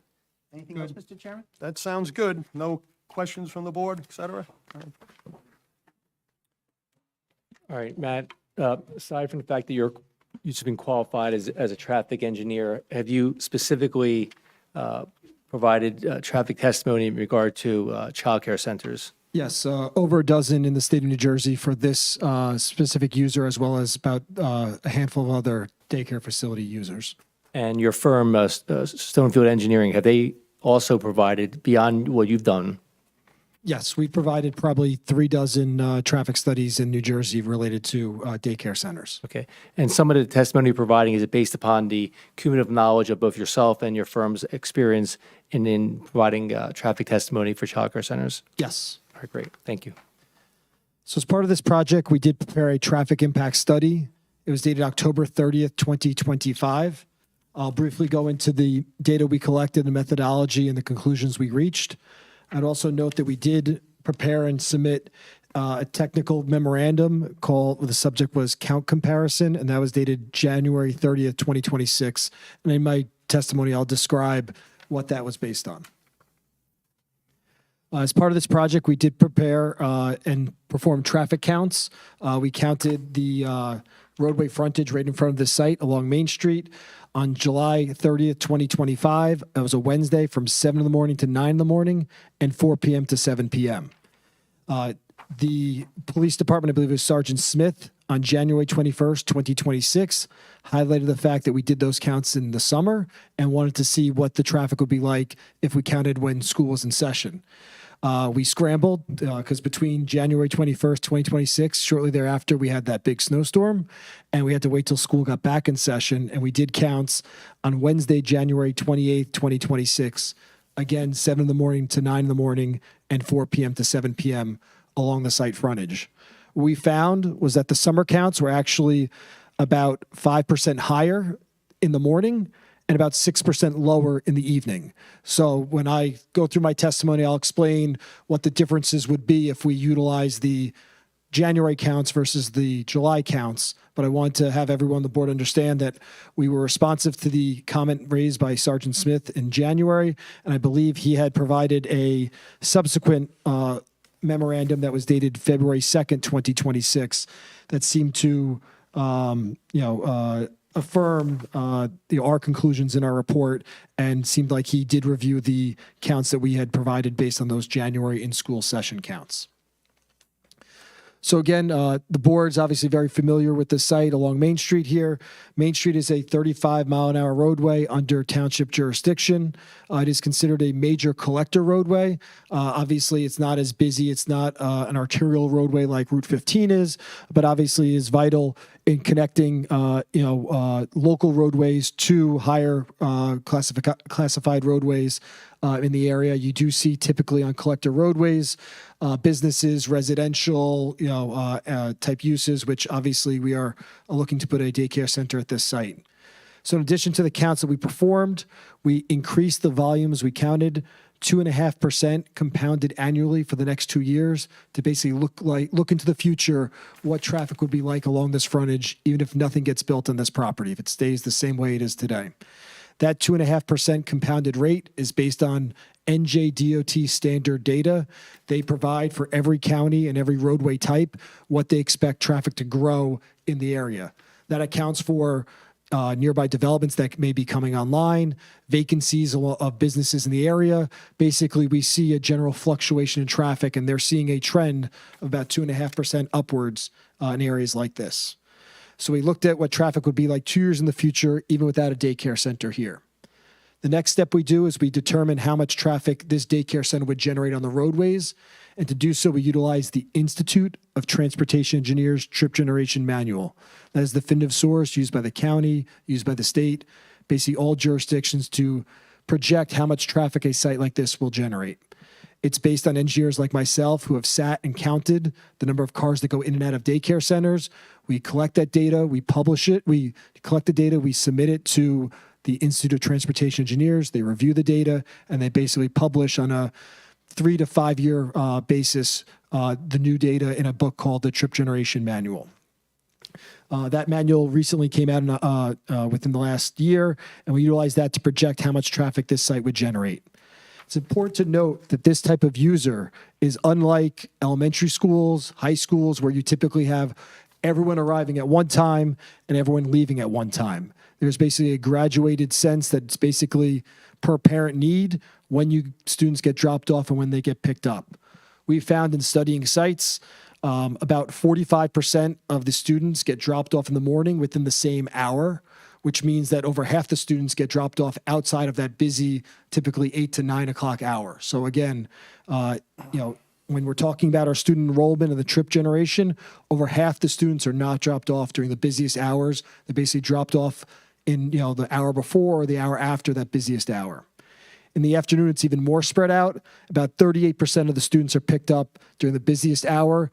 And again, you have about a third that gets picked up the hour before that, and a little less than a quarter the hour after that. And then throughout the day, as was mentioned, some students are on half-day programs. Some get picked up at 3 o'clock when the parent is about to pick up kids at local schools.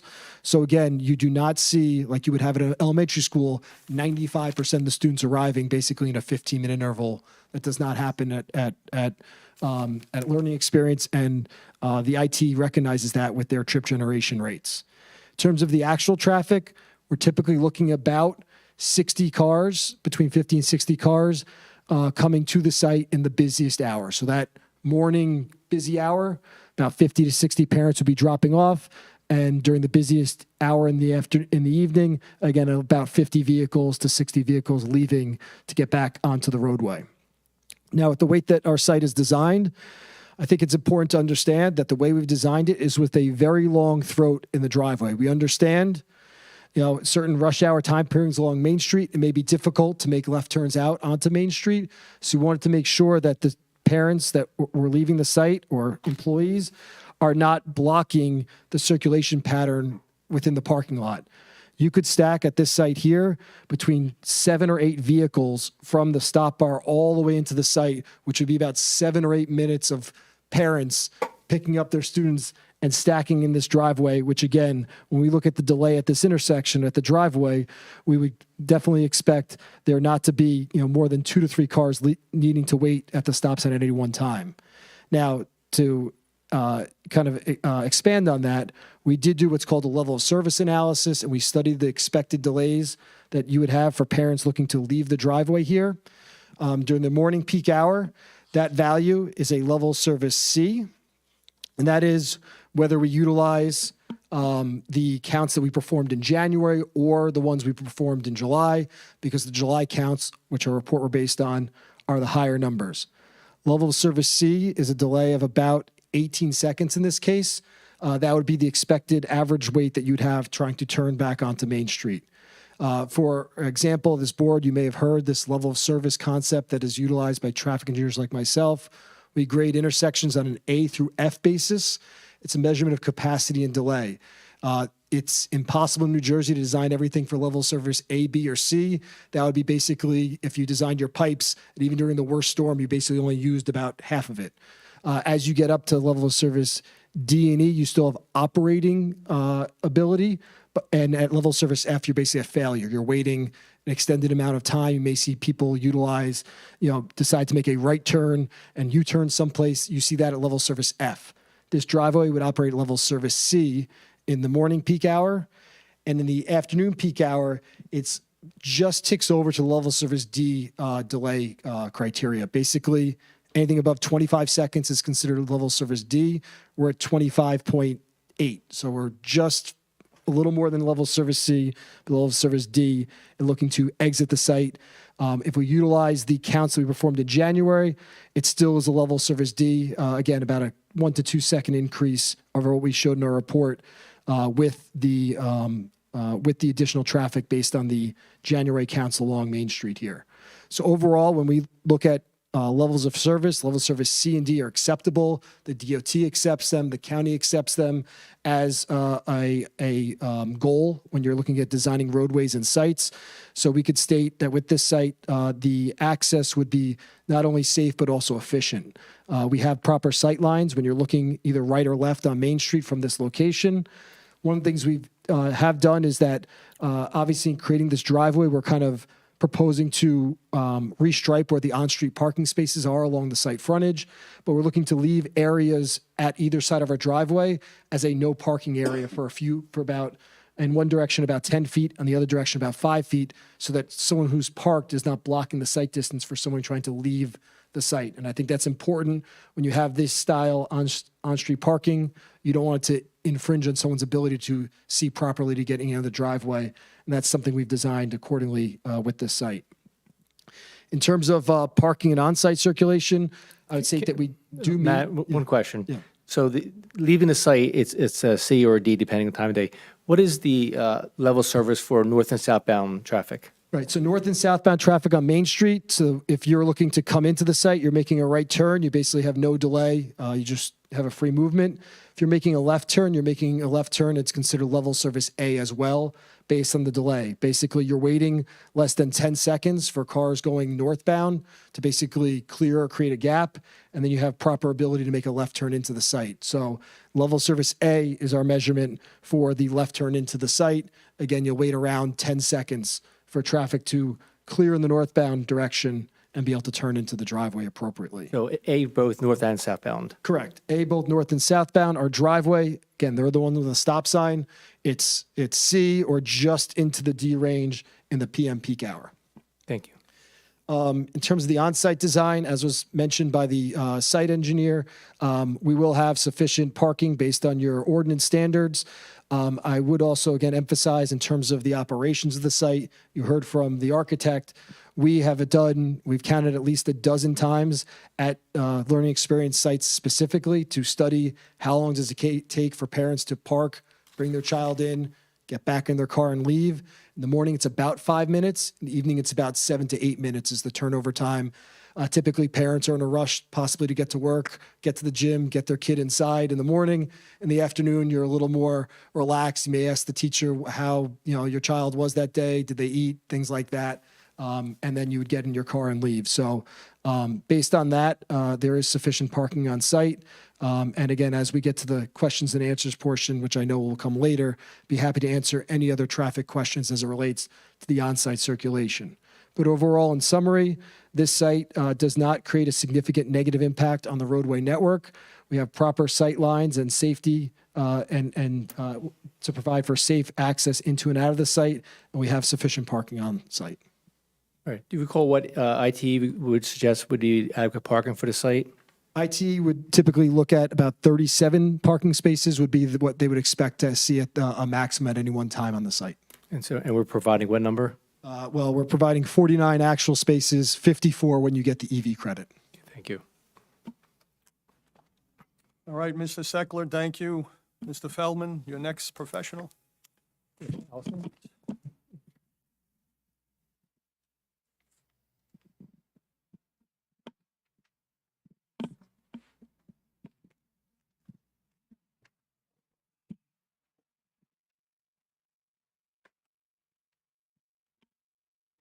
You swear to tell the whole truth and nothing but the truth in the proceedings before the board tonight, so help you God? Yes. And who are you?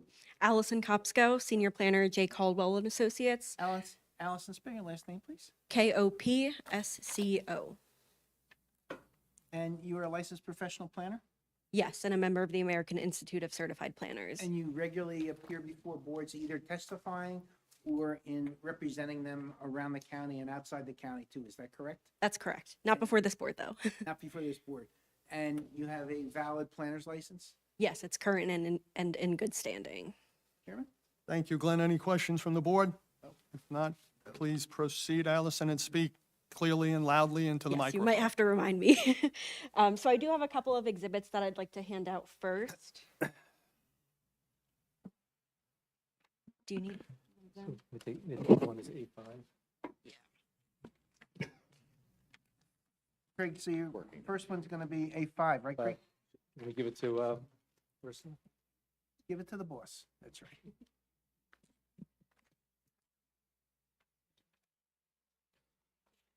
I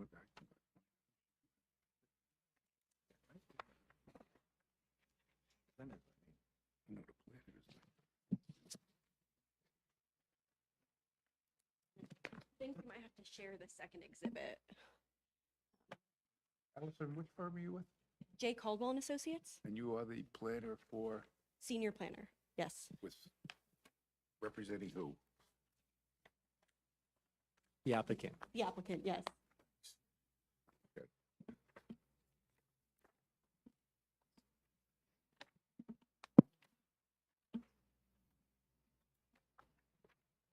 Here, your exhibit.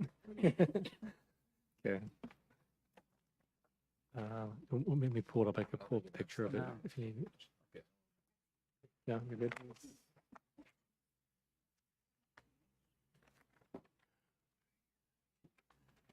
One. Share this. Yeah.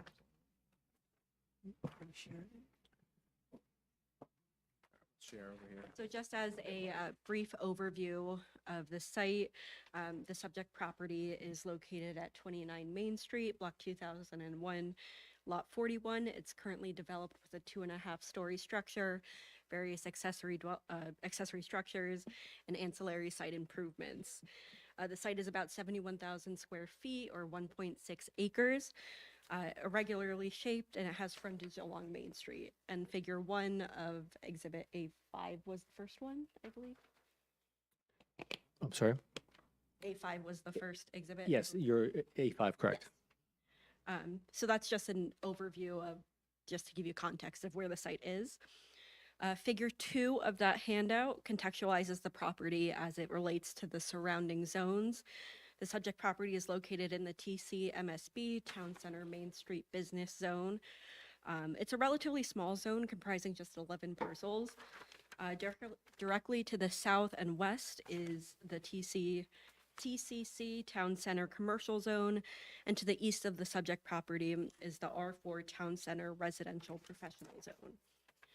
The TC MSB zone permits professional office, specialty retail, service uses, and multifamily residential uses. And so looking at the slightly larger neighborhood context, it's generally surrounded by commercial and service uses, shown on figure 3. To the rear of the property is the Sparta Village townhouse community. Directly across the street from the property is the First Presbyterian Church and the cemetery, as well as additional commercial and service uses.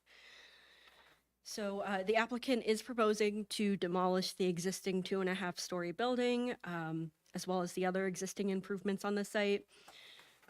And they will construct a daycare and early childhood education center. The building is 10,754 square feet. There's a parking lot with adequate parking, one playground divided by the appropriate age groups, and other associated site improvements. This, again, it's in the TC MSB Main Street Business Zone. Daycares and education centers are not permitted uses in the zone. In addition to this use variance, there are several design waivers that are being requested as part of this application. I'll first go over the D1 use variance criteria. So the municipal land use law sets forth the positive and negative criteria for variance relief.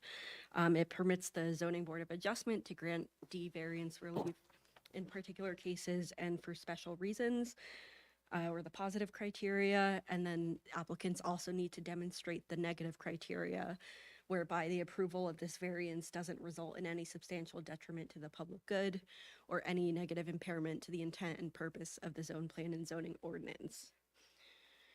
So we can look at the SECA balancing test for these, since childcare is one of the 5 uses explicitly identified in the municipal land use law as an inherently beneficial use. This is essentially a use that fundamentally serves the public good and promotes the general welfare purpose of zoning. Where a proposed use is determined to be inherently beneficial, there's no requirement that the site is proven to be particularly suitable for the use. And because it's this inherently beneficial use, the positive criteria are answered.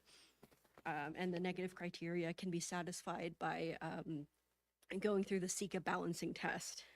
Can you give us the citation for the NJSA that specifically provides that childcare is inherently beneficial use?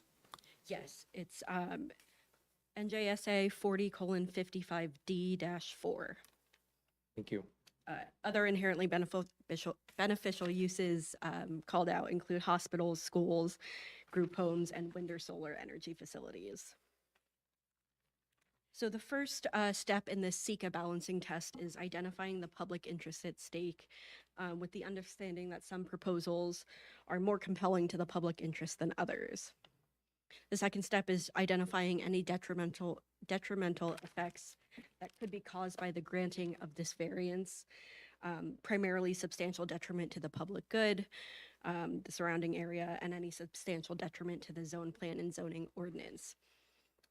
The third step is to determine whether the imposition of reasonable conditions can mitigate any of these negative impacts that have been identified.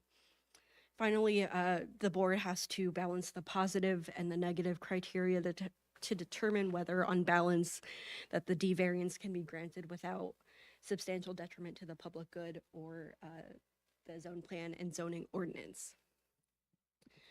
So going back to that step one, identifying the public interest. In this case, the public interest is served by the proposal to provide for childcare in the form of a daycare and early childhood education center. Again, this inherently serves the general welfare by providing for childcare in the Sparta and Sussex County community. We can also note that childcare is so beneficial that the legislature has permitted them in every non-residential zone. This is in 40:55D-66.6 of the Municipal Land Use Law. That permits child care centers in all non-residential zones and exempts them from certain bulk requirements such as parking standards and permitted density. Though it's not directly applicable to this, to the Town Center Main Street Business Zone, which does permit multifamily residential uses, the zone does not currently have any residential uses to my knowledge in my review of the area, and is functionally a non-residential zone. Approximately how many lots are in the zone? 11. So 11 parcels constitute the whole zone? Yes. And as far as you know, there's no residential properties? Correct. Thank you.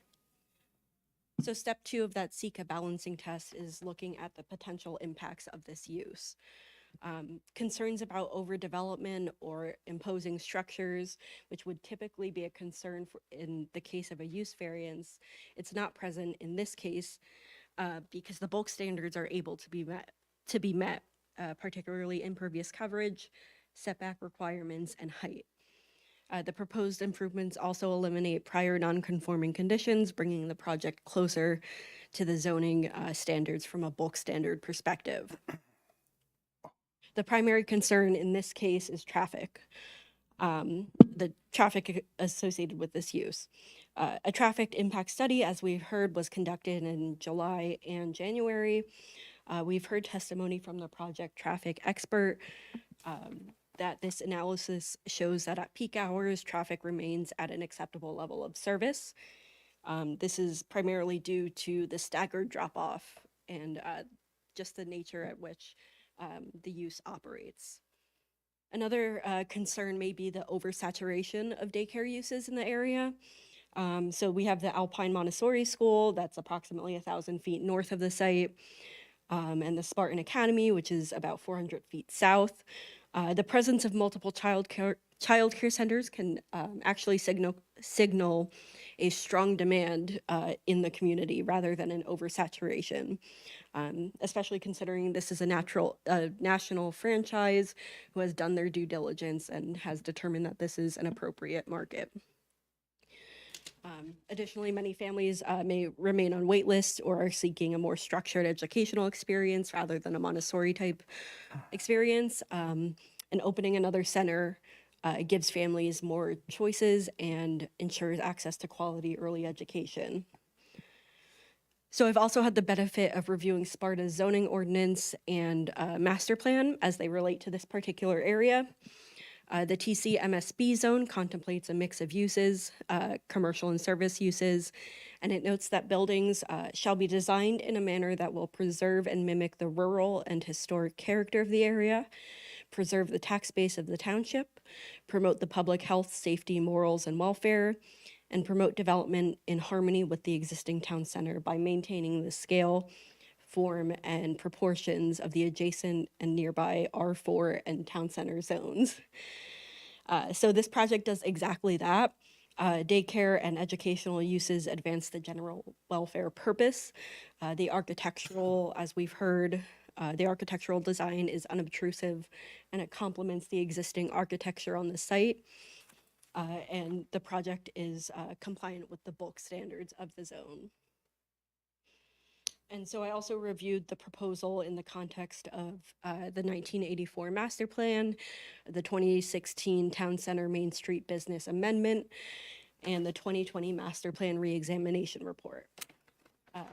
The goals of the Town Center Amendment, which are directly furthered by this proposal, include encouraging redevelopment of existing underutilized properties, creating a hub of increased activity, optimizing the use of available infrastructure, and supporting community health and wellness. So moving on to the third step of the SECA balancing test, we can look at mitigating factors. And so the project again complies with the vast majority of the bulk standards, and the applicant has agreed to most of the conditions as identified in your board expert reports, including working with your board engineer on stormwater management, providing acceptable lighting and landscaping, and additionally, the playgrounds are fenced in, and there's another fence around the property to promote safety. And there's also a natural forested buffer between the subject property and the townhome community directly behind it. And so on balance, the benefits of the project, in my professional opinion, outweigh the detriments and can be granted without substantial detriment to the public good. So the proposal can also be considered under the non-inherently beneficial standards.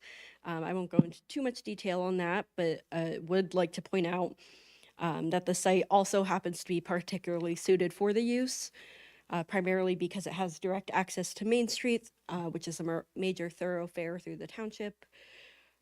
And the site has the ability to accommodate this use in a manner that's consistent with the bulk and aesthetic requirements of the TC-MSB zone. And so finally, we are requesting several design waivers.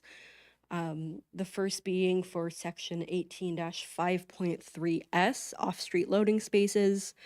The ordinance specifically reads, in all zones for every building or use requiring the receipt or distribution in vehicles of materials and merchandise, that there should be adequate loading spaces.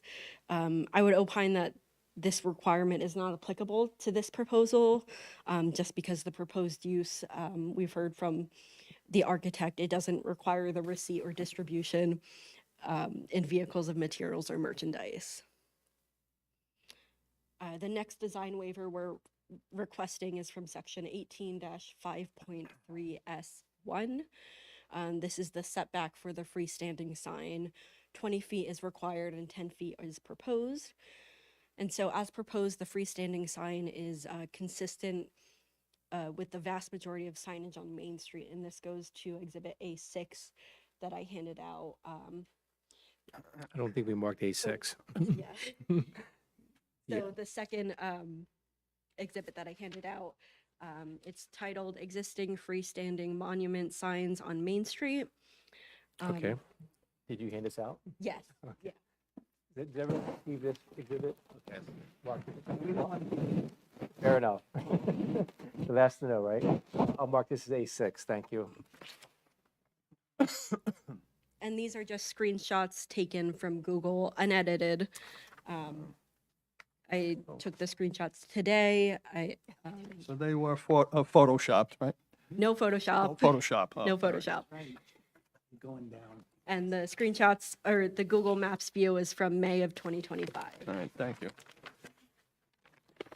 And so basically, this handout just illustrates that the location of this freestanding sign as proposed is certainly not unusual for the area. It's very much consistent with the existing character and layout of existing signs. Finally, Section 18-5.3S2 requires that signs affixed to the facade of a structure shall be permitted, provided that they do not exceed 8% of the facade area. We are proposing two facade signs, one on the front, one on the rear, that are approximately 8% of the sign area, of the facade area. We've heard that this is the standard, our architect mentioned that this is the standard for the Learning Experience franchise.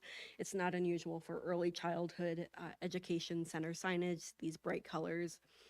And the signage draws an appropriate amount of attention without being visually obtrusive.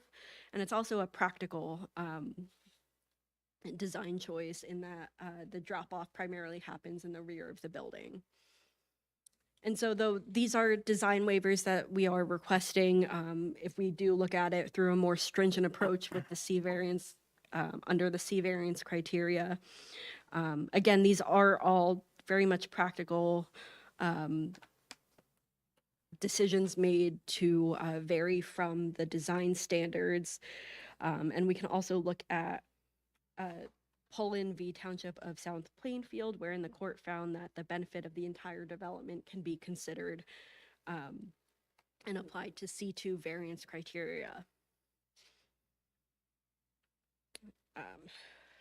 And then with respect to the negative criteria for the C variance, we can again look at that sign exhibit wherein it's very much in character with the area and not a detriment.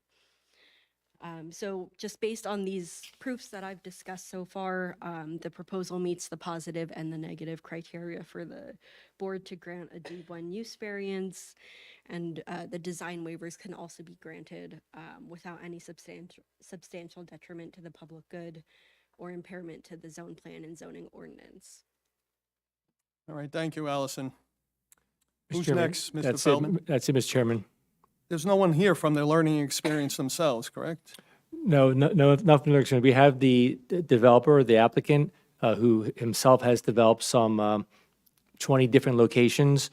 And as we said, the architect herself, Cheryl, has testified dozens of times in regard to the Learning Experience operations, because essentially she's a third-party consultant to the Learning Experience. Okay. It's the only reason I mentioned I've been on this board many, many years. It's the first time I've seen an operation where the firm didn't have someone here that was going to operate on a site, et cetera. That's the only reason I brought it up. Understood. So, And virtually everybody on the team has done work for the Learning Experience as well. all right, thank you. Parenthetically, I was the former general counsel for the Learning Experience. So, David, could you give your report, please? Yes, Mr. Chairman. Just for the record, referring to the report we prepared dated January 19, 2026, I'll start out by saying that the applicant had a copy of this report and addressed several of the items, but I'll just highlight some of them if I may. Going to page 2 under the zoning, as the planner indicated and the engineer indicated, the bulk standards were primarily met as far as the layout of the site. Again, it's a use variance for the child care facility not permitted in this zone. With regards to the site plan, they clarified no generator. They are deeding some right-of-way along Main Street, which is a good thing for the township. And with regards to the parking for the handicap and any of that access, I leave that to the review of the township construction official. With regards to parking and circulation, listening to the testimony of the traffic engineer and the planner and the engineer, again, the only waiver I found that was necessary, no loading spaces because it's not that type of facility.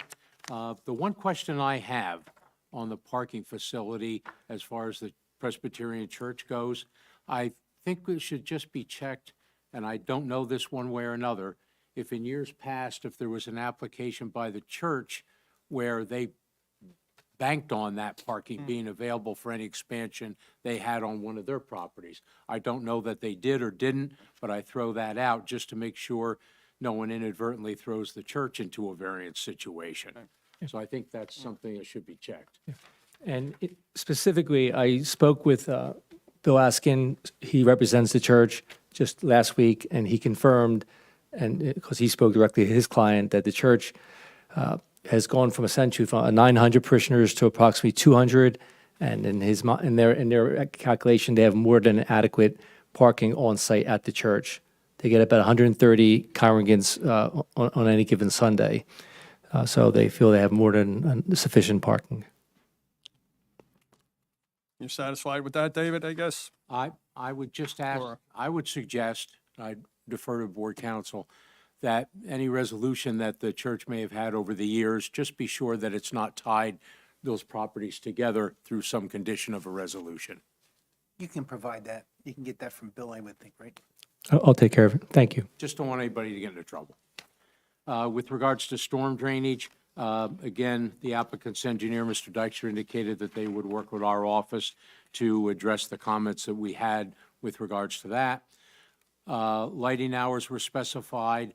As far as exterior lights by the exit doors, perhaps the architect could comment if there's going to be any significant impact with the lighting plan, or if it's just basically to meet the requirements of the construction code for the exit doors.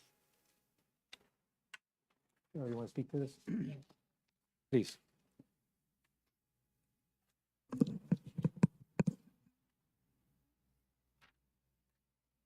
You could, if it's easier, you can just use that mic. That's fine. So yes, the lighting over the exit doors is for egress, and it'll be shielded. Facing- Yes. Okay.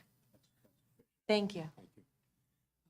With regards to the architectural plans, there's no generator, and they indicated that the HVAC will be roof mounted and screened by the mansard-type roof. With regards to the landscape plan, they indicated that they'll work with our office to provide the necessary landscaping, additional buffering that's required by the ordinance.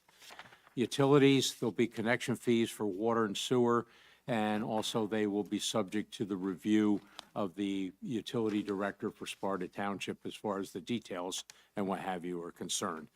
I did point out that there's an existing utility pole that may have served the bank building next door.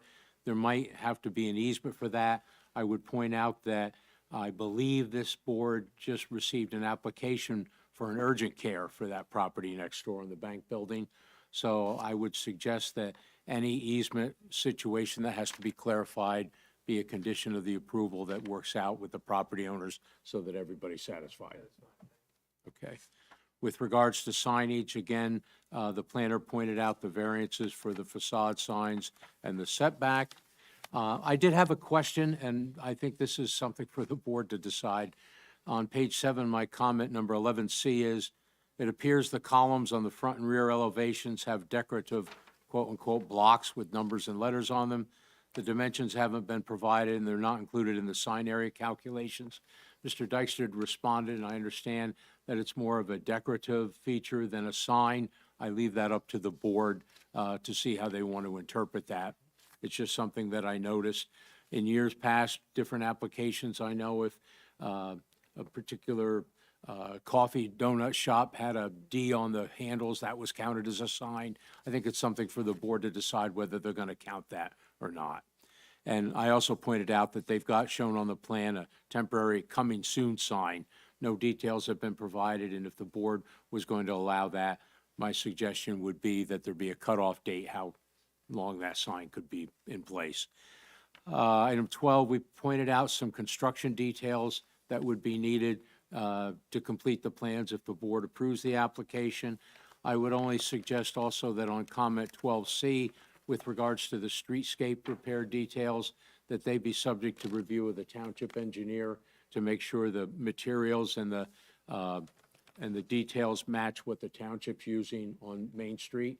They've been doing some repair work and reconstruction, so we'd want that as a suggestion to match everything.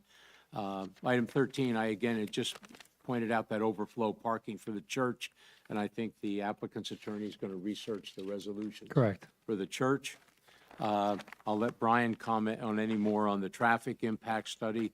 My understanding is that in the study, they talked about banking 7 spaces possibly, but my understanding from the response letter from Mr. Dykstra is that that is not being proposed as far as banking any parking at this time. There was no community impact study provided directly as a report. And finally, under item 16, standard conditions as far as the as-built by the applicant's land surveyor. And also, I listed the various approvals that I believe at least would be required for this particular application. And that's my report, Mr. Thank you, Chairman. David. Yes, sir. Brian, you could go next, please. Just to lead off, with respect to the rear-facing facade sign, can we just get details if that will cause any glare to the residents to the rear. Was not clear on that. How's that sign going to be lit? It's internal channel block letterings. And will be turned off at reasonable hours of operation so that you don't have a sign on at 4 a.m. towards the residents? All lights will be off by 9 p.m. Okay, thank you. I just wanted clarification on that. And then basically, our letter has a table of the conforming or non-conforming. We lead off that this is a D1 use variance. Specifically, is this use childcare facility not allowed in the zone. However, it is found to be, as the planner had testified to, one of the inherently beneficial uses. In the state of New Jersey recognizes that this is a needed type of land use. And in this particular case, the TC zone does not allow for that. But so they have to provide, emphasize the Sika balancing test. And I think the testimony provided does do that. I think that, what we also look for, but they did cover, but they don't have to cover, is that it is well parked. Actually, because the parking rate is at the 1 per 200 square foot, which is what retail is, and not specifically to what their traffic engineer said, which was more of expectation of 37 spaces.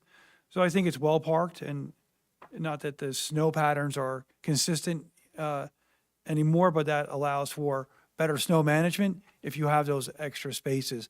So that kind of works out. And sometimes when you have a daycare facility, you have to scramble to manage the snow. So if you have a little abundance of parking, it's not a bad thing in this instance. So that was things I want to highlight from our report. The spaces are conforming in the context of the EV spaces, so that works. And then the freestanding signs, I don't know if we saw an exhibit with the 86.5 square foot sign on the facade. Did we get that? Or is it available? I just want to see how it looks like relative to scale. I don't know if that was like. Want to look at that real quick, if you don't mind?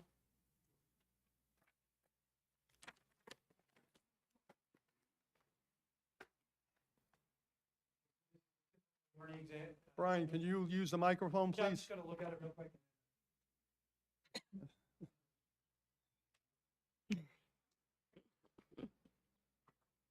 So the question of the learning experience with the blocks in prior applications and reviewing learning experiences in other jurisdictions, I believe that the variance should be considered for that decorative element because it's specific to the learning experience and it's to their benefit. So I think in this instance, that square footage should be accounted for. And should there be resolution compliance plans specific to an approval, should the board move forward on that, that area should be included because it is, to me, a basic design or signage element to the learning experience. And like I said, it benefits them and it's a decorative element, but only to the learning experience. So I think should the board move forward, that square footage should be included. I think that's just fair to the board to have that accounted for. So other than that, the Sika proofs have been provided. The traffic study did support that. From our opinion, the parking lot is well-sized for this use, and the longer throat to sort yourself out as a parent is provided if you're not right on the site. I think overall the site will work well in the context of the D1 use variance requested for an inherently beneficial use. That's all I have, All Chairman. right, thank you, Brian. Before I open it to the public, Owen, can you address the temporary sign coming soon and also what David mentioned about the columns, front and rear elevation, if you can? I'm going to have Cheryl handle that, Cheryl? if you don't mind. So we can provide details on the temporary coming soon sign. It's basically to help them with enrollment while construction is going on and would be removed before construction is complete. I'll make it a little easier for you, Cheryl. Yeah. You'll have to get the permit first of all Sure. from the town. And the expiration of the permit will dictate when the sign will be removed. Okay. Do you Right. know typically how long that permit is good for? Oh, I don't even know. Oh. Marissa, would It's you know by any a chance? zoning permit, it's 6 months. For the temporary sign? Oh, the temporary sign? Yeah. The allowed temporary sign, I think it's still like for 6 months. Okay, I think that would be fine, yeah. Okay, then Okay. about the blocks with the numbers and letters on them, et We'll cetera, again. provide square footage to be included as part of the compliance documents. Thank you. Thank you. Any other testimony, Mr. Feldman, from your professionals? No, sir. Is it okay? I'll open it to the public. Oh, excuse me. Marissa, do you call on the board members? Wait, Mr. Otto, the board members have to go first. Michael Josovic. Yeah, so I understand the building mounted signs will be illuminated. What about the monument sign or those block columns? Are they gonna be illuminated at all? The columns are not illuminated. The monument sign is ground lit. Okay, all right. And then, I know there was some concern from the Environmental Commission about, mature trees being taken down. Do you know about how many mature trees would be removed as part of this project? I'm gonna ask Owen to handle that if you can. Yeah, I don't have a number of trees. We have an area in the back right corner. It's probably a half acre, something like A that. half acre of trees? Yeah. Okay. Yeah, thank you, that's all. Richard LaRupa. Yeah. A couple of just quick observations on the architectural, we can make clear up. You're providing a 4-foot-high white PVC fence around the building. Correct. And on the north side, where the classrooms exit, you mentioned about emergency egress. So the classroom doors are only for emergency. They wouldn't use those on a daily basis. Okay, but for emergency egress, Mm-hmm. God forbid a fire in the building, Yep. it's emergency egress. A little concern there is that they go out that door and 6 feet away is this 4-foot-high wall. And you're talking about little kids, infants and toddlers being escorted away in case of a fire. They have to go all the way around the building to the front to Believe get we out. the gate. provided additional gates on the street side so they could. Only by the driveway. So you have to come down the side and across the front. So they have two ways. They could go through the playground or they could go out through by the Right, street but they have side. to, they have to go along the length of the building, one way or Right, the but- other, in a 6-foot wide space. And I'm Understood just- the I'm just concern. concerned Yeah, that it's- that should be it- reviewed with the fire department. Correct, and it's in compliance with the building code. We've looked at that in terms of building construction. Okay. The other question has to do with you mentioned the equipment will be in behind the mansard roofs up in up in the roof. So it's a flat area of the roof. Right. It's recessed behind But I didn't see anything on your floor plan as far as access to that roof. Yes, in the janitor's closet, there is a roof access ladder. And Yeah. it wasn't obvious. Sure. Okay. On by the entrance, by the two entrances, there's some blocks laid out on the pavement or something, and I was just wondering what they were for. Those might represent the columns of the covered entry, potentially. It didn't look like that it's just on the floor plan.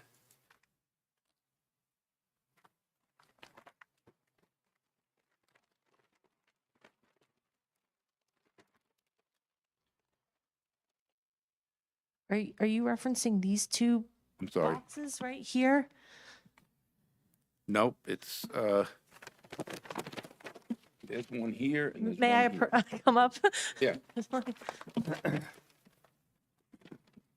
This here and that. Oh, those are picnic tables. So there's two concrete pads where they have picnic tables. That was like handicap lifts. Yeah. The only other observation is with regard to the signage. It just seems like it's overpowering. You have the monument sign, which I like, but then you have the 4-foot picket, the 4-foot fence in the front of the building, and then the sign behind it, which is going to be partially blocked with the block letters going to be partially blocked with the sign on the front of the building. So the fence, excuse me, is going to be kind of sandwiched in between the blocks, so it won't block the blocks. So if you look at the floor plan, you can see the fence straddles between the blocks on this side. so it's not blocking them. So it's open to the, No, the fence is constructed up to them. up to them. The fence is 6 feet away from the building. Correct. The blocks are They're off the face of the building. they're on the fence line? Yes. Okay, it's something different too then with the signage. And it just seems like you have the monument sign and then the fence and then the building right there, all within 30 feet of the, Right, so the monument sign is more like a wayfinding sign as you're coming down, as we said, coming up North Main.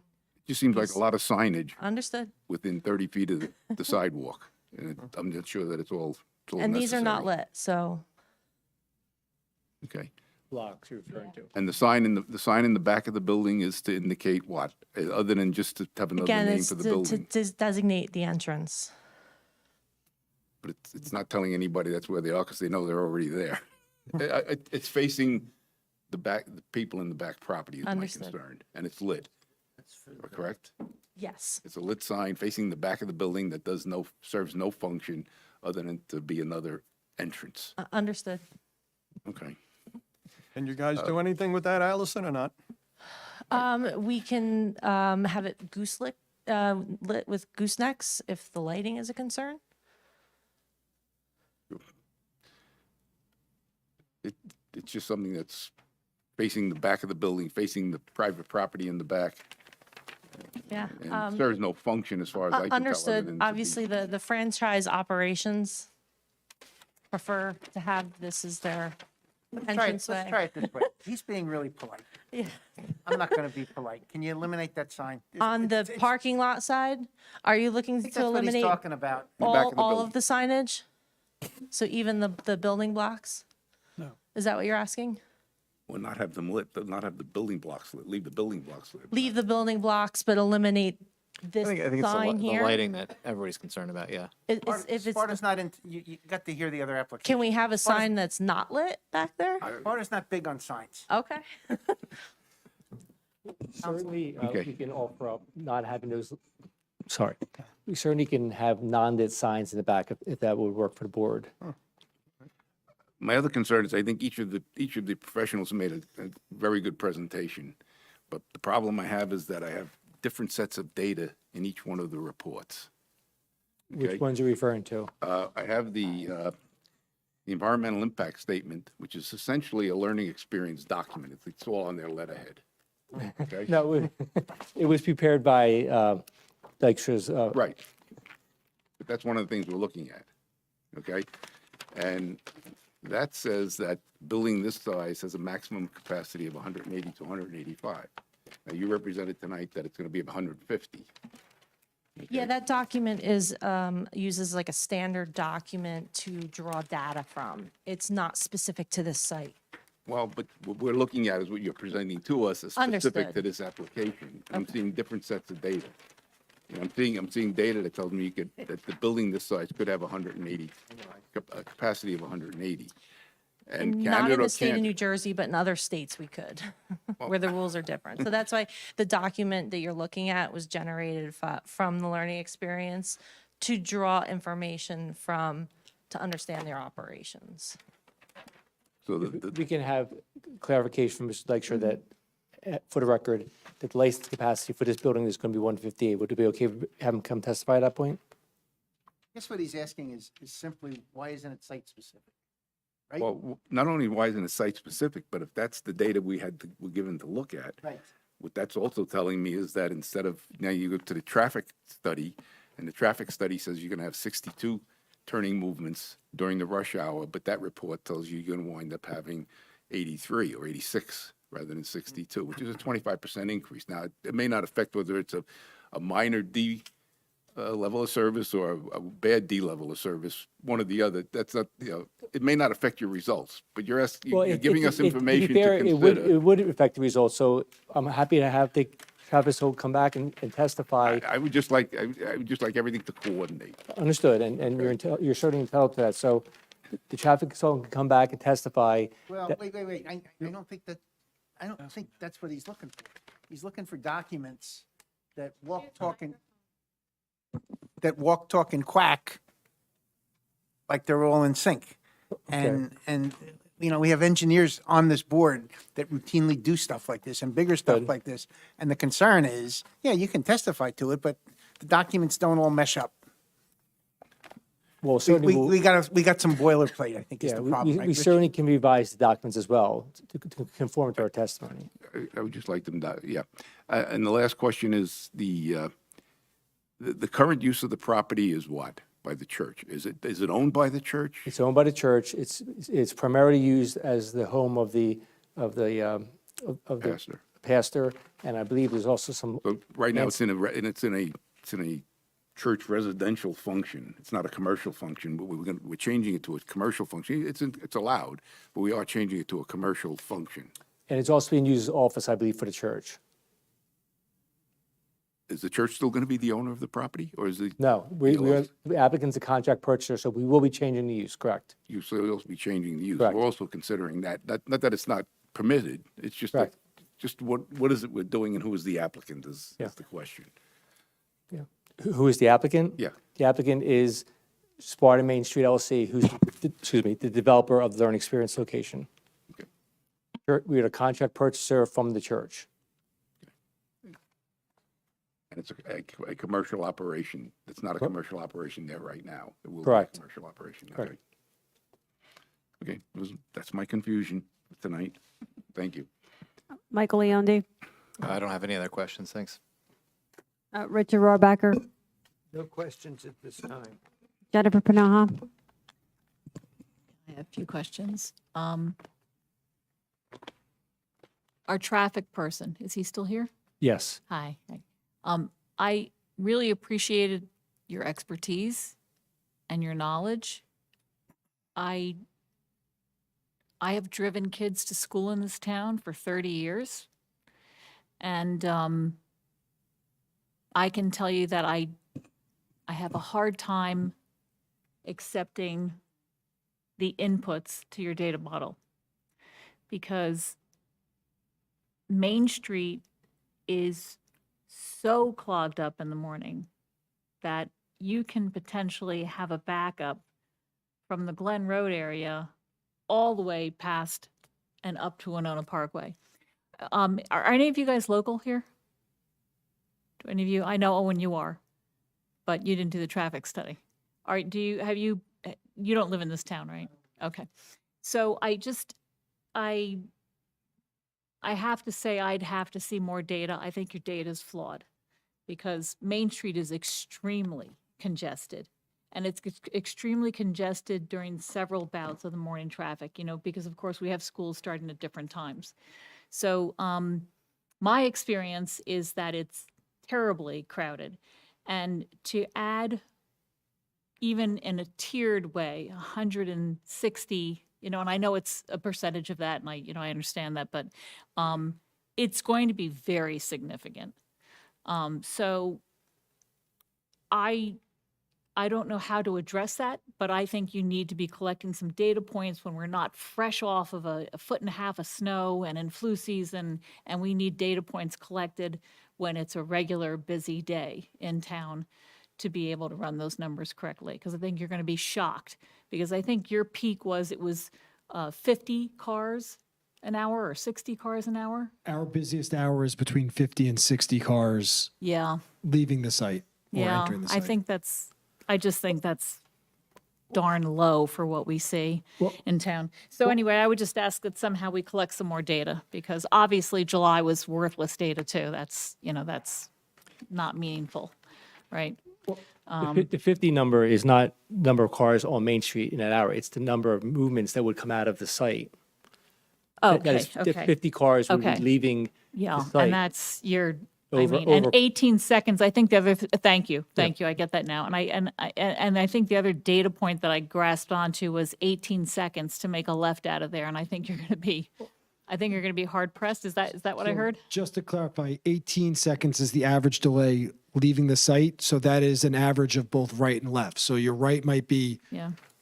11 seconds, your left might be, Yeah. I don't have the math, I've had 25 seconds. So And again, I'm it's not a the traffic average. expert Right. like you, but all I can say is I think those dates that you collected, it put us in a position of not having accurate data. I think we're going to have to, I'd love to see something a little bit more accurate. That's just my one question. My other comment is just, childcare is always a good thing, right? We always need childcare. I struggle with the fact that this just feels to me like we're trying to put a Walmart in where a 7-Eleven should go.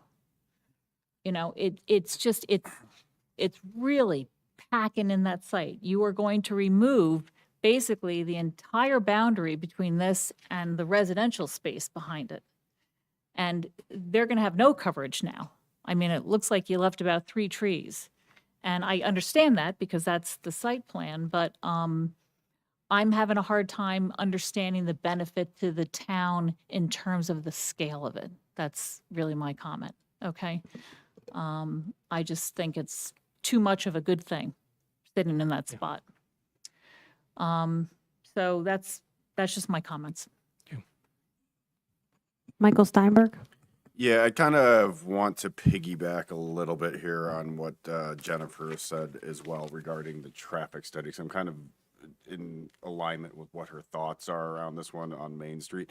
But I think that the question that's not being answered on this one around the traffic study in particular is actually Town Center Drive over there and the impact on that particular road. That intersection is a disaster today.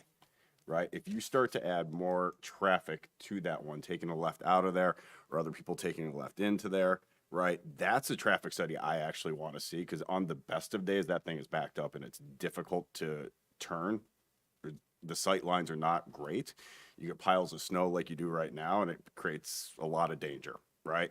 On top of that, you have 3 different child care centers there, right? The proposed learning experience, you have Montessori, you have Goddard down the road on there, as well as, you know, the Stop and Shop that we have.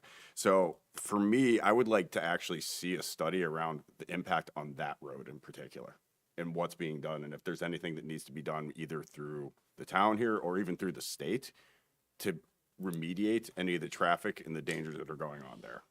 Right. So that's one. Also, I think, you know, my colleague on here kind of, talked a little bit about the environmental impact study, and particularly around the trees that are being removed. And Jennifer, I think you kind of commented on this as well. But we did talk about how there's extra spaces, and as much as I like for that to accumulate snow and have a great place for snow on this one, what can we do to help shrink the size and take into consideration the environmental study to accommodate their requests as well? Do we need that many parking spots? Do we need that square footage for the building? Can we help come up with some sort of compromise that is taking their study into consideration as well as what the learning experience needs here? Last question, real quick on this one. In regards to inclement weather closures, how is that handled in particular with the learning experience? Is that done the same way that like Sparta school districts would if like they call out school, the learning center's closed, or does it stay open and we need to ensure that there are priorities from like a snow removal or whatever type of like, you know, debris removal type of stuff for that site? I believe they would close, so they would follow the schedule of the public schools. Okay. That is it now. Chairman Kenneth Larry? Yes, did the learning experience purchase the entire site, correct? Again, we're a contract purchaser, Yeah, but the- yes, we the will be. entire site? Correct. Okay. And how's the checklist coming along with the Sussex County Planning and Engineering groups? I know you have the Zoom meeting coming up next week. Yeah, that was deemed complete.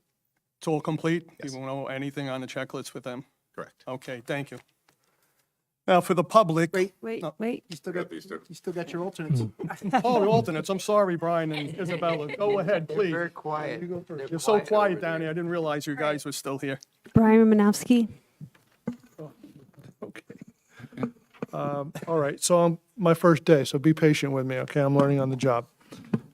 With regard to the traffic, I understand that the volume of people that are dropping off their children at this facility varies over the course of the morning and then later on in the course of the afternoon. And I understand that there's this service level and that it takes 5 or 6 minutes for a typical family to drop off their child at the store, at the building. Can you use that data to figure out how many people or how many cars you expect to be waiting in that long neck at any given time, or what will be the worst? And the reason I ask the question is because if people are going northbound and turning into the facility, and they can't get in because of the backup of people trying to get out, that's going to spill over into the main road. So I'm trying to figure out if you have any data on that. Yeah, so that's actually part of the analysis we prepare. So we prepare a delay calculation, which is what I gave earlier, but also the software we utilize provides a queuing number. And basically they look at the 95th percentile queue, meaning that the amount of cars would be this or less 95% of the time. And for this site, it's expecting to be 2 to 3 cars being like the worst queue you'd expect trying to get out. And you could fit 7 to 8. I'm just going to pull up 8. You think in the worst case scenario, there'll only be 2 or 3 cars waiting to exit the building? 2 or 3 cars waiting to exit. And then again, we have room for about 7 to 8 before you get to the parking lot portion of it. And is that taking into consideration the volume at any given moment? Yes, so that takes into account the volume on Main Street. So again, when we counted Main Street in the morning, I'm sorry, I meant the volume of people dropping off. both. So it's Okay. it's a factor of both. It's the Okay. volume along Main Street and the volume coming in and out of the site. Okay. With respect to the waiver of the, I'm sorry, the loading zone, did I not hear somebody say that there's going to be vendors supplying food and meals for children there? Yes, but essentially that's a box truck that comes, like no different than like an Amazon, or, no different than would be delivered to a residential house. Do we know how big the box trucks are? It's like an Amazon truck. Well, Yeah, okay, but there could be a large variation, right? We yeah. could be talking about Yeah, something. I believe they're typically in the range of 22 to 24 feet would be the typical delivery vehicle for this. Okay. I'm curious, I'm sure that the company has done its due diligence to find out and evaluated the demographics to find out what the demand is. Curious, how many children will be served at this location? It's a maximum of 158. 158. And do they expect 2 times that for applicants or 3 times that? Do you know offhand? It would not be two times, no. We would build 2 schools then, but Okay. but no. They essentially the schools start. You start, let's say net profit around 80 to 90 students, and so the expectation you want to get to is approximately 120, 130 would be a very productive school. Right. And what I'm getting at is how certain are they that that kind of a number is going to be achieved? Certain that they want to build a location right here. Okay. Is it by a long shot? No. Okay. So you maybe, like, is that Well, like any hopeful? business venture, but Yeah. they've done their Okay. Charles, Does this facility require any security? could we speak to the issue of childcare deserts? Sure. There's actually a website called Childcare Deserts you can look up, and you can see in the area where there's a need for childcare. And you'd be surprised in areas where there's already multiple centers, it's still considered a childcare desert because of demand. And Sparta was on the spectrum for demand. Okay. Does this building require any special security? In terms of like a security guard or? Yeah. No. So Okay. they have cameras and secure entry with key fobs and so. Okay. And Excuse if I me, just, Brian, have any more questions too? one more. One more, because again, this board adjourns at 10 PM. I on the know. nose. I just want to make sure you get I'm all try- your I'm questions. trying. Again, Isabella too. That's why I'm I know the rifling public's through. going to be mad at me tonight. We probably won't even get to the public, but the applicant will be back the next time. Kathy, you know the drill. Okay. Ms. Otto, you know the drill. All right, go ahead, Brian. Okay, I'll try to wrap this up quickly. Yeah. The aesthetics, with all due respect to you, I have a problem with it for the simple reason that it's a very long and deep building. The roof line looks like a yacht. It has almost no dormers, 2 little ones. You're going to see it. Frankly, the sides of the building are flat. There's no porticos, there's no porches over the doors. There's a light over each of the doors. But it looks to me very much from the side, not the front and back, like a warehouse. Okay. That's all. Okay. Isabella? I don't know if this is an appropriate question for. It is if you ask it. Okay. If you ask it, Is this like, were any other sites considered for this in Sparta at all?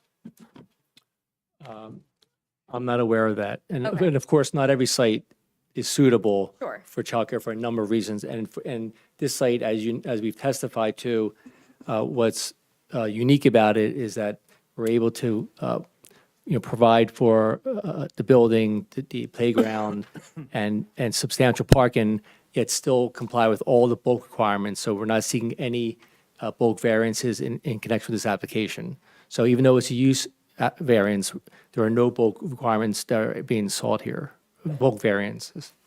Okay. And then just the right-of-way dedication, is that for the no parking in the front? Is that what that was for? Right away is for the DOT, right? Right away is across the lot frontage. The road doesn't have enough space in it to hold the sidewalks. Okay. So we Oh, add then you 5 should- feet. Okay, okay. That's all I have. All right, I'll now open it to the public, and if you're aware, it's, what time, is it 9:45 up there? Yeah. So we adjourn at 10 on the nose, so keep that in mind, Mr. Otto and whoever else. Well, don't you normally limit also, Mr. Chairman, the comment? We try to. It's really 5 minutes, right? 5 minutes or so. And, I'll run the clock. all right, Bob, please give your name and address again to the secretary. Rob Otto, Sparta, New Jersey. I didn't think we'd get to this. So I understand the Sika test, kind of. I would kind of echo some of the sentiments regarding traffic and scale, because even if it's inherently beneficial use, does it need to be that size? It sounds like 158 is the goal, because you need to clear 80 to 90 kids. I'm just going to try to hit the big things. Bob, we covered all your questions, it seems, but go ahead. Internally lit signs prohibited, I think, throughout Sparta, but corporate design standards are something that you want to hit. I would just take a look at that, because there are 11 parcels in the zone that you're proposing to build in, and of those 11 parcels, this zone has, I don't know if the planner read through, it says demolition or partial demolition of any structures in the TCMSB zone. Again, only 11 parcels shall comply with subsection 18-4.2 regarding historic preservation. And so if you're going to reference the master plan and if you're going to reference the zone, is it congruent with what the zone standards have here published? I should also say, I'm just speaking as a private citizen, but there's a consideration, the suitability of a proposed use in preservation of the character of the existing buildings within the zone. So I would echo, what was said, that is it appropriate in this area? I'm just looking over the Sika test proofs that were given.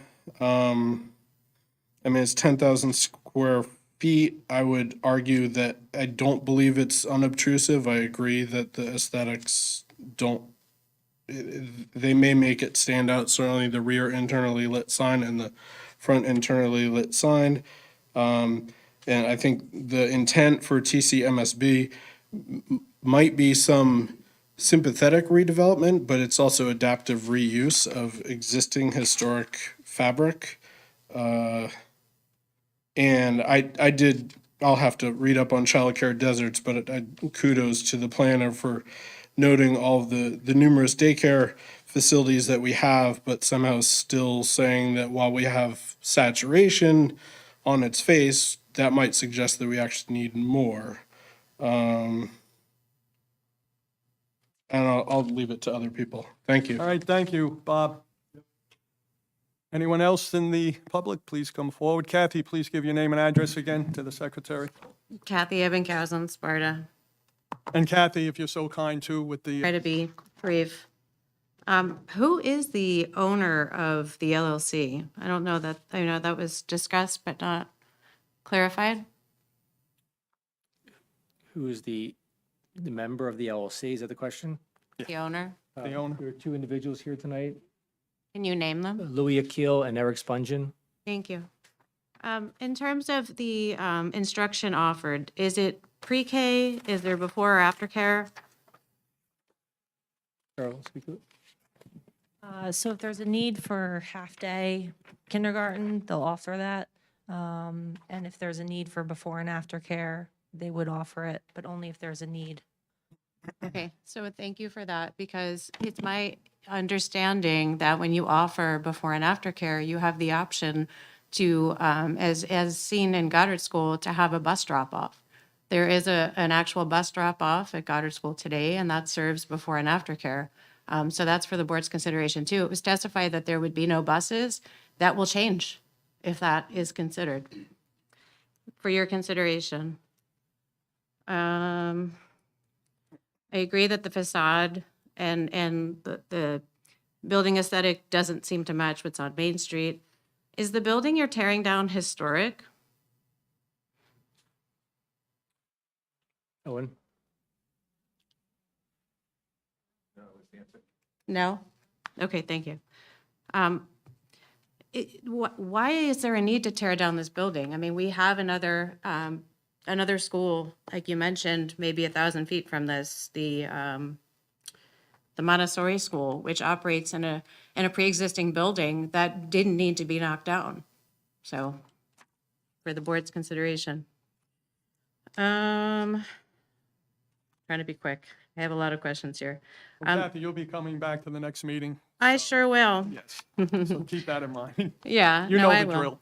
Okay, I mean, I can cut it short. One thing I noticed in the diagram that concerns me is that there doesn't seem to, and maybe I'm mistaken, be a buffer between the playground and the parking lot. So if someone were to pull through to the parking space and have an accidental gassing of, moving into into the playground area is what I'm trying to say. Yeah, we have bollards. all You do along have this- bollards? Okay, I didn't see them in the diagram. Thank you. The garbage truck or the disposal area, is that accessible by a garbage truck? Yes. Okay, it seems to be impeding on the parking spaces that are there. Can you speak to that? Just based on what I can see from the picture. Impeding, meaning, Meaning if there was a car or two parked in front of that area, it would block the garbage truck from removing garbage. no. Okay. I can save my questions for Save the them, next Kathy, one. definitely for the Thank next you. meeting. You're so kind. Thank you. Anyone else in the public? I think we have about 5 minutes left. Give me about a minute to get up there. And please give your name and address to the secretary. Name is Don Keck, K-E-C-K, address 33 Ely Lane, Sparta. I'm speaking on behalf of the Presbyterian Church that are the sellers in this case. All right, let me just swear you in quick, Don. Just raise your right hand, please. Oh, Do you yep. swear to tell the whole truth and nothing but the truth? Proceedings before the board tonight, so help you God? Yes, sir. And you're speaking, you were asked to appear on behalf of the Board of Trustees of the Presbyterian Church, or the Senate, or who? I'm not, but I am on the Board of Trustees. And they sent, so are you representing the church? Yeah, I'm the president of the corporation. That's good enough for me then. So when they talk about who they talk to about the use of the church, that's me.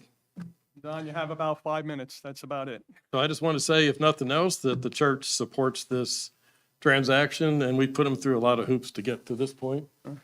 Not signs and stuff, that's not our deal. But anyway, so they've run a lot of that through us, and yes, unfortunately, we did shrink a lot, so we don't need that anymore. anyway, we do support it, so And thanks. thank you, Don. And again, the public with other questions and comments, the applicant will be back at the, what March next? 11th. March 11th, Marissa? Okay, All right. Thank you, Mr. Chairman. you're welcome. And I'll entertain a motion to adjourn. What about open to the public not related to applications? Oh, yes, all right, thanks, Bob. All right, but you have to. if I you only think have a you'll like minute or this two. one. I think you'll like it. All right. Maybe. So just as Rob Otto, North Shore Trail, Sparta, as we were talking about signage, and for whatever reason, I've been reading up on signage the past year.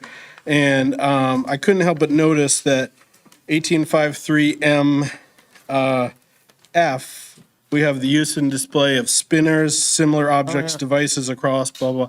We also heard an application where we talked about concerns about, why do we have signs, 3-color limit, distraction, driving, yada, yada, yada, right? So my question to this board, and I'll ask the same to the planning board, feather flags. I've seen these spring up all around us, and their intent, I just Googled it from some vendors.